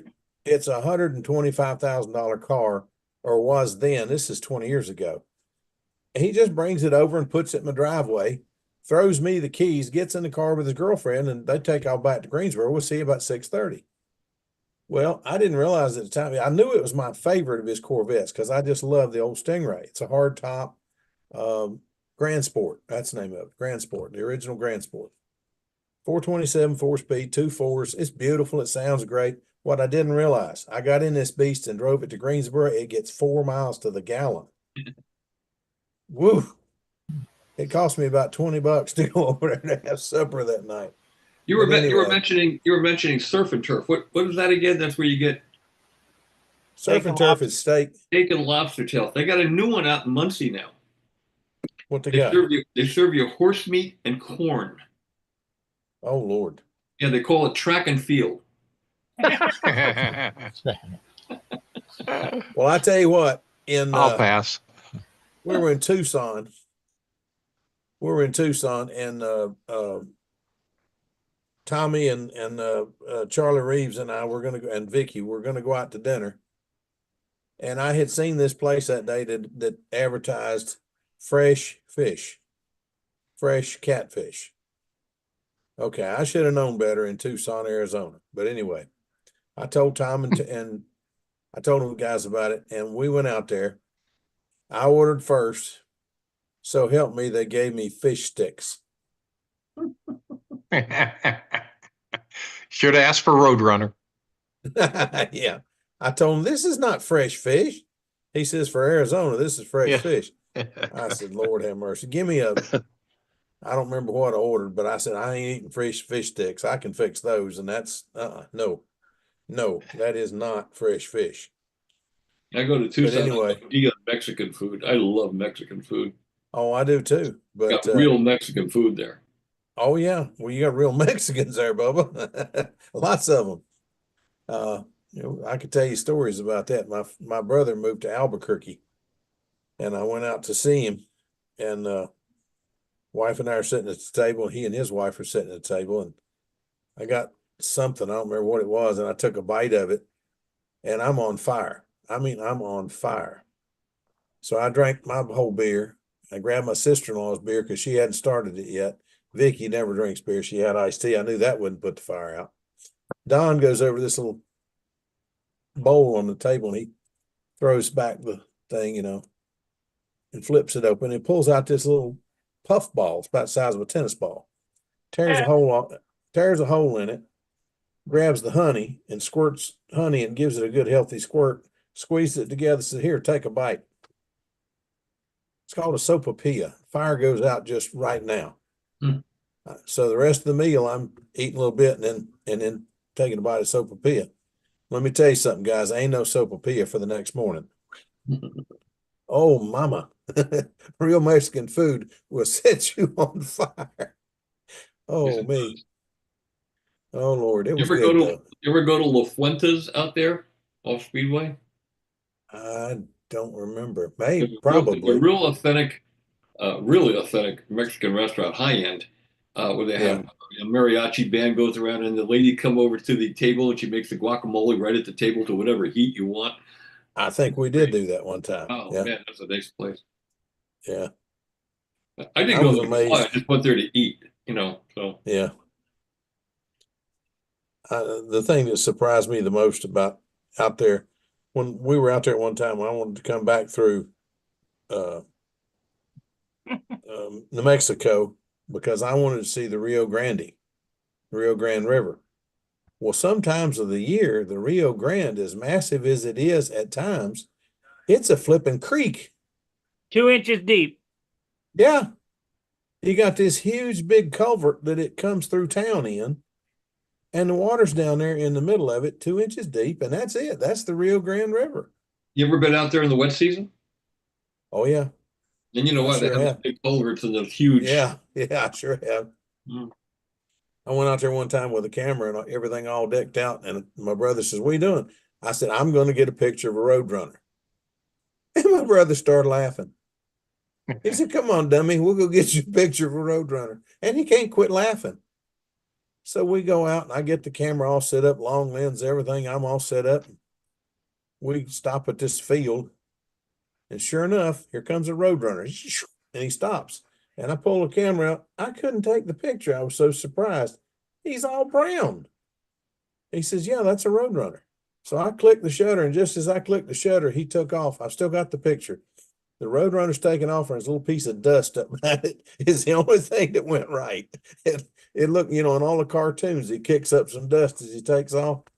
Well, it was that I did get that, but the You can get a bird picture takes up the whole. you should be able to get a picture of a roadrunner right at VSC because there's usually a few of them flying there. Oh yeah, yeah, yeah, Did you yeah. guys That's a hear little my different. Roadrunner story? No. My dad owned a bar in Desert Shores, and across the street, this guy Tom Siamis lived, and the Roadrunner lived in the tree, a date palm. And so my dad loves animals, and we had cats and all kind of crap around there. But he would call this Roadrunner, and his name was Roger. He would come over, and my dad would feed him green Friskies cat food. Well, the Roadrunner started knocking on the door when he'd get hungry, and my dad would open the bar up and give him cat food. So the health inspector came one day. It was a summer day. Door was open, and the health inspector is looking around, looking around. He looks down at the ground, and there's Roger standing in the middle of the floor, and the health inspector went foul. That's a true story. Oh Lord. So they discriminate against roadrunners? Yeah, didn't like Can't have it in the foul in the restaurant. bar. Yeah. Hmm. Oh. Yeah, they were nasty about that. Surprised Mark's not on tonight. Yeah, me too. Did Mark? Did you guys know the good news? I mean, I was going to kind of wait for Mark to spring the good news because he's the president, but I had something to do with it. So, do you hear good news about the Nats? Hopefully, Mark's it got gonna do moved. it. We got a director.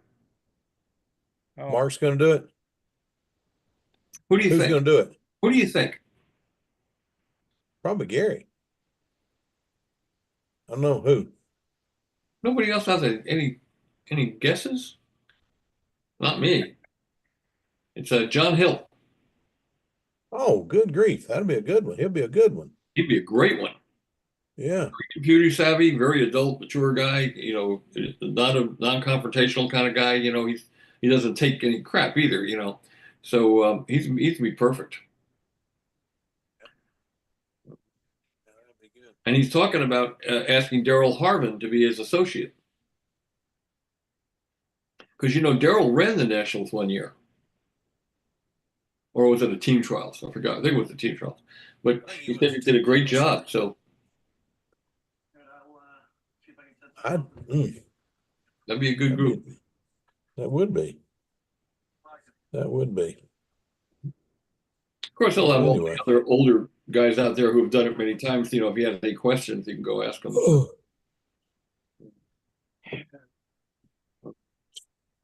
It's just not going to be the same with you not there, though. Well, I appreciate that, but I'm done. Steve Berry says hello. Who? Steve Berry. Nice We're meet going to be able to get you to come by Brodak. I'm done. Oh, shoot. You mean all contests? I might go to something real local. That's it. Well, I can't that's- drive that far anymore. My legs are like on fire when I'm driving my hip and my legs. I just can't do it. I Rodak's the thought it other was just side an of the hour away. No, it's the other side of the state. Yeah, it's 320 miles. Oh, shoot. I thought it was just an hour and a half. No. Well, it depends how fast my car is. It could be an hour and a half. If your car was Well- 200 mile an hour. If I still had my Hayabusa, it'd be an hour and a half, Yeah. Well, I'm sorry to say this, but I'm glad you got rid of that Hayabusa. Why? Me too. That thing will kill you. I had 36,000 miles on it. It was a puppy dog. It was so docile. I mean, yeah, it was, you twist the throttle, it would detach the retinas right off your eyeballs, but it was a great little, I did touring on it. We did 400 miles a day on that bike. When I worked for Widman Harley Davidson, we were also a Suzuki dealer. And this is kind of a funny story. Well, maybe if you're a biker kind of guy. We used to, unbox these Suzuki Hayabusas, and I'd take them up on the test route. When I got up on Gasconade to Broadway, I grab a handful of throttle, and it would do 150 mile an hour in a very short distance. But the braking was twice as good as the acceleration. So you grab a handful of that front brake and just stop. It was a very competent motorcycle. I mean, it was fast, but we used to do touring. We used to go down to Gettysburg. We also had a K12 LT Custom, big, the touring BMW. They called it the mothership. And we'd take that up to Canada and down the Blue Ridge. But my wife enjoyed riding on the Hayabusa more than the Beamer. Second part of that story is Scott Cromroy came down, and he's a Harley guy. And this is 1999, and the Buell, the V-Rod, was just getting introduced. And Tommy Widman says he told Scott to have me take it for a test ride. So I took it for a test drive on the same loop that I did, the Hayabusas on. And I grabbed it and just rung it right out. And so he come back and said, "What do you think of it?" I said, "Well, it rides like a buckboard. It steers like a freight train, has no brakes, and it's gutless as hell."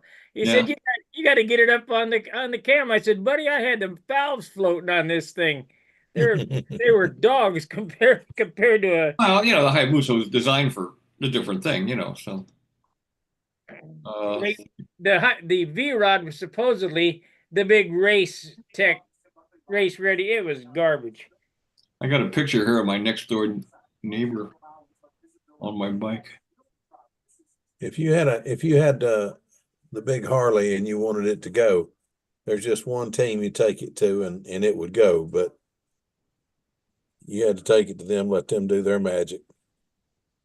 Yeah, it was fun. Vance and Hines could make one talk to you, but they've also done rather well with the Suzuki as well. So this was well, in '99, the Hayabusa would do over 200 from the factory, and in 2000, they put a rev limiter on it or something. Well, they were nice bikes, no doubt about it. But I had a friend who was a Suzuki rep. He said, "Don't cut the pink wire. Hint, hint, nudge, nudge, wink, wink," and that took out the governor. So that was my two bikes. Yeah. They're a good bike. Yeah, they were both good bikes. Yeah, the Beamer was fun. It had heated seats and heated grips and 6-disc CD changer, electric windshield, and it handled like a sport bike. It was a good bike. So we got Mark Gerber and John Cordelius or whatever. Now Caffeine's come in. Hey, Caffeine. Hi. What do you got going on, Mark? Hi, Mark. Not doing much modeling right now. I'm getting my workshop cleaned up and rearranged and get ready for the electricians to come in and get some serious lighting in the basement. So I'm looking forward to it. Update pictures? What's that, Sparky? We got no update pictures? No, I don't have any new pictures. Sorry. That's a shame. Jonathan, it's good. It's good. I did not get to tell you the other night. It's always good to see you, buddy. It's good to see you out of the hospital Yeah. and at home. Oh, thank you. Yeah. You getting Good to be- around? Yeah, I'm sort of, excuse me, still having a bit of difficulty walking. I've flown a few times in the chair. I haven't managed to get up, stand up. Every time I try to practice in the lounge, turn around, I get giddy after about 3 laps and fall over. So I'm flying in the chair. But I flew last weekend. I flew my Thunderbolt, which is a very good flyer, and managed to do a few basic stunts with that. Enough, hopefully, to take it to Wellington and fly it in the semi-scale stunt. Then I tried to fly my Kitty Hawk, a smaller model, as a backup, because we're going to have a carload going down to Wellington. I'm going to be taking grandkids as well, so I can't take the Hurricane or anything too big. So I thought I'd better take a backup. So I flew this Kitty Hawk that I've got. Wow, what a bloody nightmare that was. It was okay until I flipped it on its back. And then it just had a mind of its own. I nearly lost it about 3 times. Every time I tried to do something with it inverted, it just went completely haywire. And when I landed, I checked out a little bit of a warp in the outside wing and a warped flap on the inside wing. So it was never going to fly other than like a corkscrew from day one. So it'd been hanging up on the wall too long, and I hadn't checked it properly. So anyway, I've straightened that out. Steam it straight. Yeah. Yep. So I'll be hammering that out, putting that on the anvil and giving it a good straighten out. Yeah. What have you guys been up to? Good night, babe. I just same old, same old. It's too cold to fly, so we're just building. And yesterday we had a day that I could have painted all day, but I had not expected it. Nobody told me it was going to be that kind of pretty day, so I didn't. I had other things planned, and I had to do the other things, but. I'm telling you, we don't get days like that very often this time of year. It was only 65 degrees, but the humidity was down, and it was just a gorgeous shirt sleeve day, and I missed it. But maybe next time, Hey, I Phil, thought you'd be I'm just going to give you a heads up. You got some great painting weather coming your way yesterday. When? Yesterday. Yesterday. I just wanted Gee, I didn't want thanks. you to get caught off guard. That's all. Oh, okay. Somebody smack him. Did you know if you're in Russia, Russia is only 104 miles from the United States, and there's 2 islands. One's named Yesterday, and the other one's name is Tomorrow. Check it out over the coast, off the coast of Alaska. Yesterday and Tomorrow. You guys know that it's already tomorrow where caffeine is. Yeah. Yeah. He gives me the lotto numbers a couple times a week. Well, caffeine, you got to come in. I'll see you today. You got to Caffeine. come in because I ain't see you tomorrow. I'll see you today. Yeah, I ain't gonna aggravate him with him not here, but he just ain't right. He's ahead of us too much. He needs I to think- I let think- us he needs to let us know John who is to the- bet on. Go ahead, Kathy. I think John is way ahead of us all. What's the time where you are, Kevin? It's 9:30 in the 9:39. morning. Wow. Is that yesterday 12 or hours. tomorrow? Tomorrow. Well, it's Tomorrow. here. It's Yes. tomorrow to you guys, and it's about 10 to 4 now, about 3:39. What day? Good. I think. Man. Tuesday. Tuesday? Hey, Is it Tuesday Yeah, or Tuesday. Monday there? Yeah. it's Tuesday, and I think we're in front of you, Kevin, by the sound of it. I think we're Yeah. probably about the first country into the new day. I think they put a kink in the Pacific somewhere up around the Is it around Samoa? Yeah, I think it's around Samoa. And it divides Western and American Samoa. I think in Samoa, it's same time as us. And in American Samoa, it's yesterday. It's your time, America. We took a vote and decided we're going to let you be the guinea pig for the rest of the world. Yeah. Put your toe in the water tomorrow and let us know how it's going to be. Remember, it was here first. Since it looks like you're still there and it's all okay, we'll go ahead and give it a try tomorrow. Yeah. Send me a text and I'll wake up. Okay. Don't forget, Okay. you've got to adjust all your recipes, you know, because the weights are different down here because gravity's extra strong down here. That's why our planes are really good. You know, they have to be because we're fighting extra gravity. If we didn't, we'd be falling off the earth. So you got to adjust recipes. Guys, what does he know? His toilet water swirls to the left. Yeah, that's to right. the It's opposite. Yeah. Yeah. Well, when you read up on Dr. Google, he says that that's not quite true. It is though. Called the Well, Coriolis effect. You spin, your toilet water spins one way and ours spins the other. Yeah, but he can't get it to But spin the other way. it accomplishes the same thing. Oh yeah, Yeah. Yeah. What's that? the Coriolis effect. Carries the stuff away. Oh, I thought it might have some other sinister.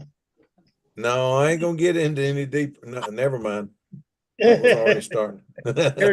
There's a guy in South America that's on the equator or somewhere and there's a line and he has a tank and he sets it on one side and he puts water in the sink and pulls the plug and the leaf goes around the other way and he moves that tank 3 foot to the other side of the line and it'll go the other way. What happens if he sets it to the center of the tank is on the center of the line? Does it go It straight just down? drops straight down. Yeah, it does. I've seen that. Yeah. There's a video on YouTube of that kid doing that. He does that for tourists there, showing the Coriolis effect. I don't want Well, to that's miss what must happen.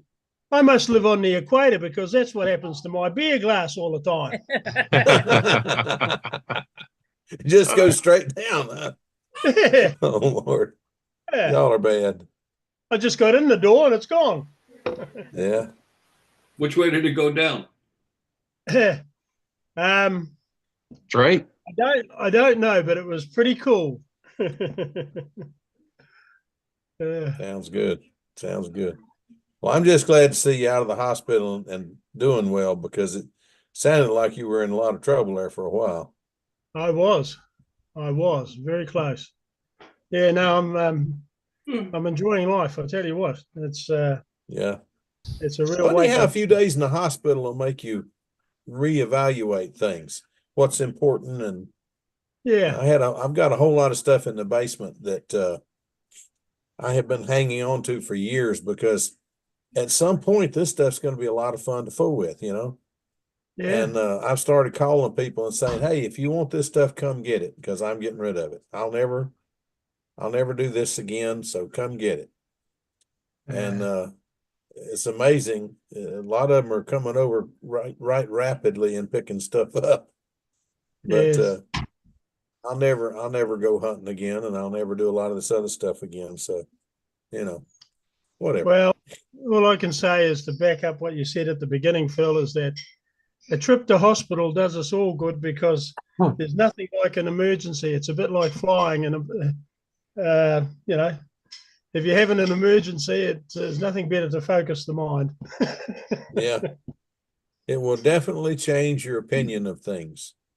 Yeah, You know what's important and what's not. for sure. And And it made me. I'm gonna jump off. I've had a long day, and I'm gonna head out. So it's been good to see you all. Yeah, good seeing you. good to see you, Bob. I got to get out of here too for a few minutes. I'll be back in about an hour. But Steve, I'll try to remember to get in touch with Mark Lanneman and talk to him a little bit. Okay. Our program's closing at 9 o'clock anyway tonight. I'm going. Good night. All right, y'all take care. Stay out of trouble. Cheers. Well, we hope to see you Friday night. Everybody Friday. hang in there. All All right. righty.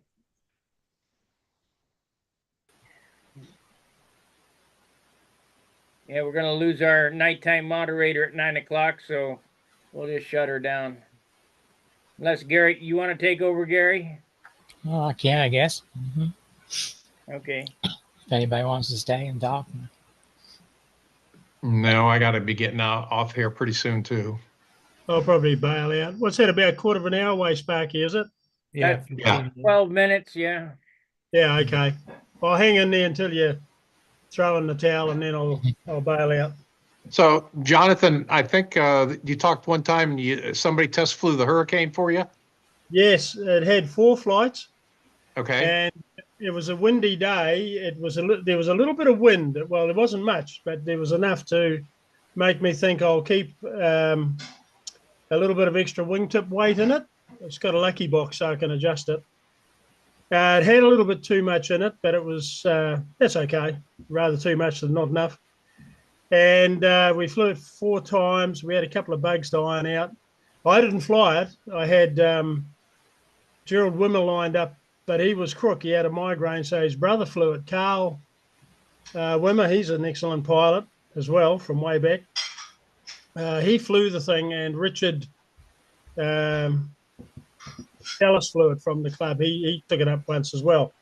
And they didn't do very much with it, just basically high wing overs and stuff, and climb and dive. And I don't know whether anyone did a loop, but there was just a few little iron out problems we had to sort of iron out of it. The glow plugs needed changing. What else did we do? Oh, yeah, we found the tank was leaking. I hadn't checked the tank. I hadn't put the bung in properly. Oh, there was one thing after another, just small stuff. And the controls were just, there was a little bit of a click in the control lines that they weren't operating smoothly through the wingtip. So I fixed all that up now, and it'll be a much better plane to fly now. I'll give it a go myself out of my chair next time we fly it. That's with the Merco? Yeah, it's a good motor. I think I told you, Sparky, it runs strong. It's a good motor. What prop did you put on it? 11 by 5. You need a 13.6 on that bad boy. That's a 61, right? No, hang on. Sorry, 13 by 5. Okay, that'll work. 13 by 5 on there at the moment. And it seemed to go reasonably well with that. You could probably take a 13 by 6. I don't know. We'll get there. No, Going, I gave you a 49, right? you gave me a 49 as well, and I think that's a brand new engine. I don't think that's even been run before.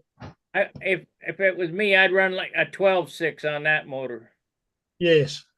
Yeah. Yeah, so I'm thinking about what I'm going to build for that now. Probably a Messerschmitt or something like that. I like the military style type stuff, semi-scale military. Well, I'm out of the Merco business. If you need any parts, I don't have any. They're all gone. Yeah, yeah. Well, I'm lucky. I've got a couple of mates who have got access to lathes and things, and they mess around with motors. They get the Ukraine ones and do stuff to them, and they can do all that kind of stuff for me. Make Venturis and even needle valves if we need them. So it's pretty good. You got to be a good machinist to make a needle valve. Yeah, yeah. Well, you can recycle them. Yeah, Sometimes to cut 80 threads or even 40 threads on that little tiny 3/32 wire. That'd be a bear. And then the taper on that thing would be a bear too. Yes. Yeah. I was very desperate once, and I got the grinding wheel out, the little grinding wheel, and I ran the needle up and down. I managed to get a taper on it so I could tune the engine, but only just. It's a bit rough. But yeah. No, they're a work of art, those motors. They really are. They're like a Swiss watch. Just beautiful. If you had to do something like that with a needle valve, you could probably take it and chuck it up in a drill or in a lathe and spin it fast and sand it with 600, 1200, 2000. Yes. Get it kind of taper, but I certainly wouldn't put it on a grinder. No, it was very fine grinder. It was very fine, but it did the job. It was enough to be able to tune it. I couldn't needle the engine up till that stage. It would either run lean or rich. Well, it wouldn't sort of tune out. But I'll leave that to the experts now. Yeah. It's all good fun. It's all good fun. I gotta go, guys. Good seeing you all. Okay. Hi, See Dad. ya. Good time. Take care. And Sparky, I did take care of that funding support too. You and did? stuff. When when did you On do it? the website. When did you do it? Week ago? Yeah, well then I gave you your 25 badge, right? Yeah, it's got the badge. Yeah. I hope you're doing okay with that. Oh yeah, we'll be all right. Okay. Thanks, Cheers, Ed. everybody. Good night. See you later. I did. Kevin, you been doing any flying? No, unfortunately, no. My last flying session was like, I guess, 2 weeks ago. Yeah, I got really busy these days because I'm expecting another baby boy coming in a week or two. So yeah, Oh, congratulations. thank you. Yeah, it's going to be my second boy. So yeah, I will have flying buddies in like 4 or 5 years. You'll have to build So them yeah, more. I'm so happy. I'm so happy for that. But yeah, hopefully they will also love to fly control line in the future. So yeah. Yeah. Oh, that's good. Mm-hmm. So when do you hope to fly again? Yeah, Soon? probably next year. Yeah. But also it's now a rainy season here in Indonesia, so it's raining every day now, so it's hard to fly, and also it's been windy for the last couple of weeks. It was really windy. So it's also hard to fly in those conditions. Yes, of course. Mm-hmm. Yes. Yeah. And what about when it rains? Does it rain? I thought in the tropics where you are, you're in the tropics, right? Yeah, right. You're right. You're not far from the equator, are you? Mm-hmm. I thought it rained sort of pretty much about 4 o'clock every afternoon or something like that. Sort of, you can almost Okay. see. Mm-hmm. Does it do that? Yeah. You can It's grow your own balsa wood. Yeah. Get you some balsa seeds. yeah.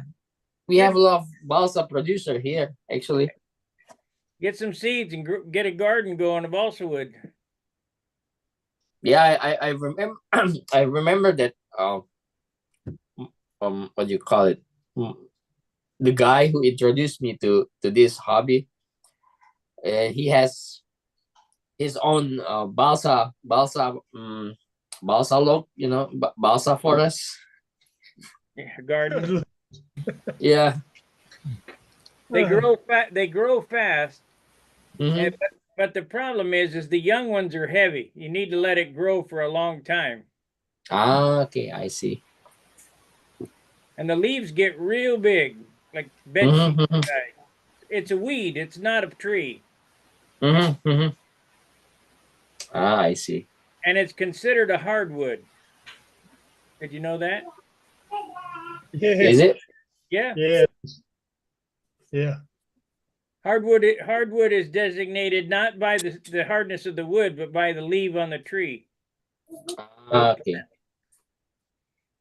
I didn't know that. And if you turn your back on them for very long, the radio control line guys come along and inject them with foam. Yeah. It's it's easier to fly, ready to fly foam for young generation. So it's, well, honestly speaking, it's not the love for flying that fall in love with this hobby at first because my dad was he studied interior design and industrial design. So buildings. This plane is, reading the plan,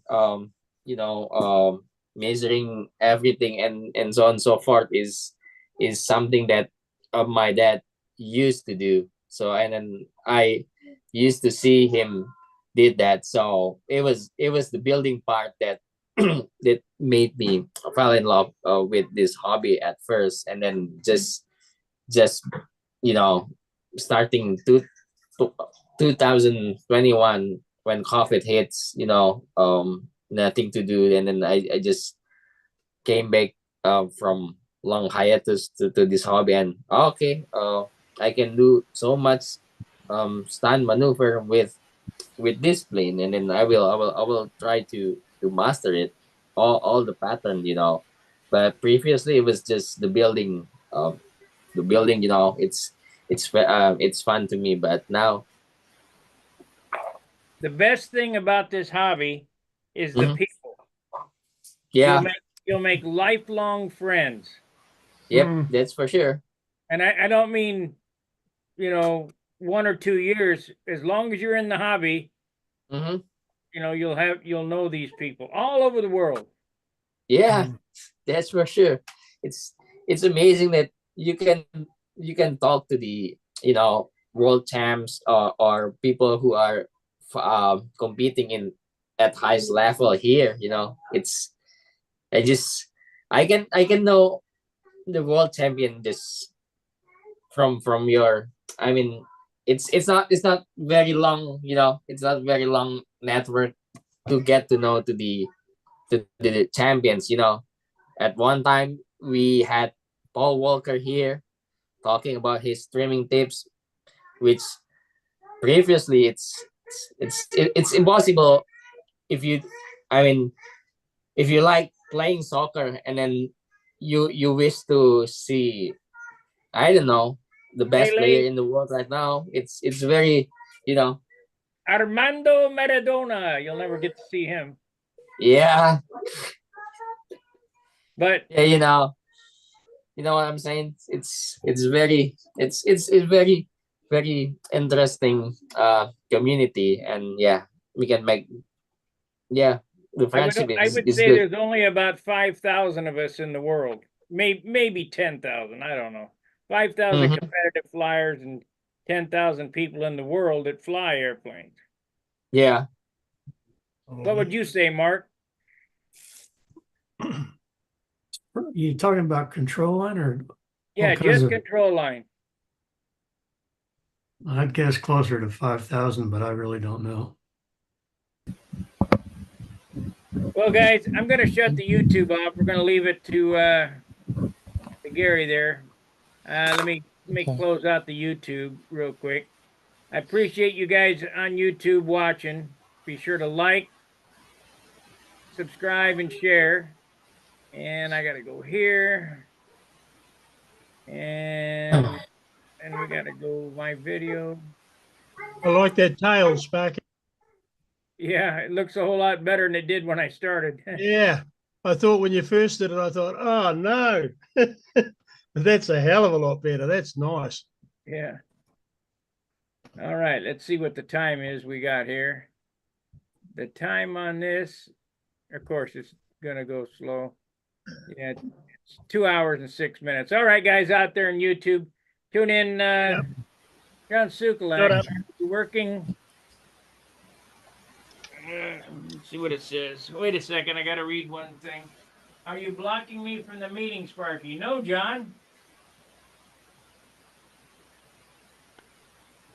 No, not at all. Try again. Should be able to get in. I thought I saw him trying to get in once before, and then he just dropped out. Yeah, John Is that Scuba. Santa Claus, John? yeah. He'll be busy getting his stuff ready for Christmas, wouldn't he? Try again.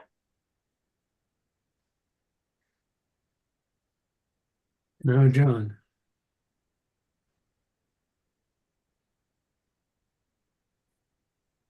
Hey, John, I'll wait a minute until you get in. You want to try again?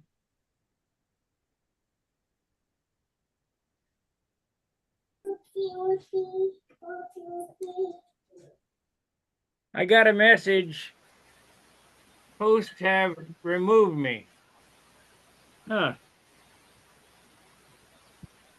Let's see if Oh, I I had that today too. Has it happened to you too before?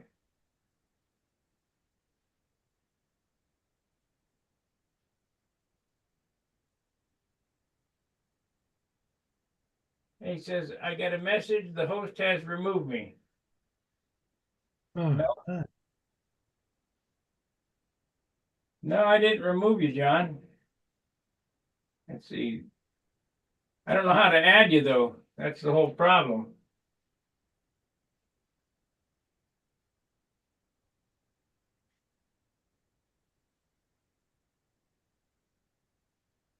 Host has removed me. I got no clue what happened.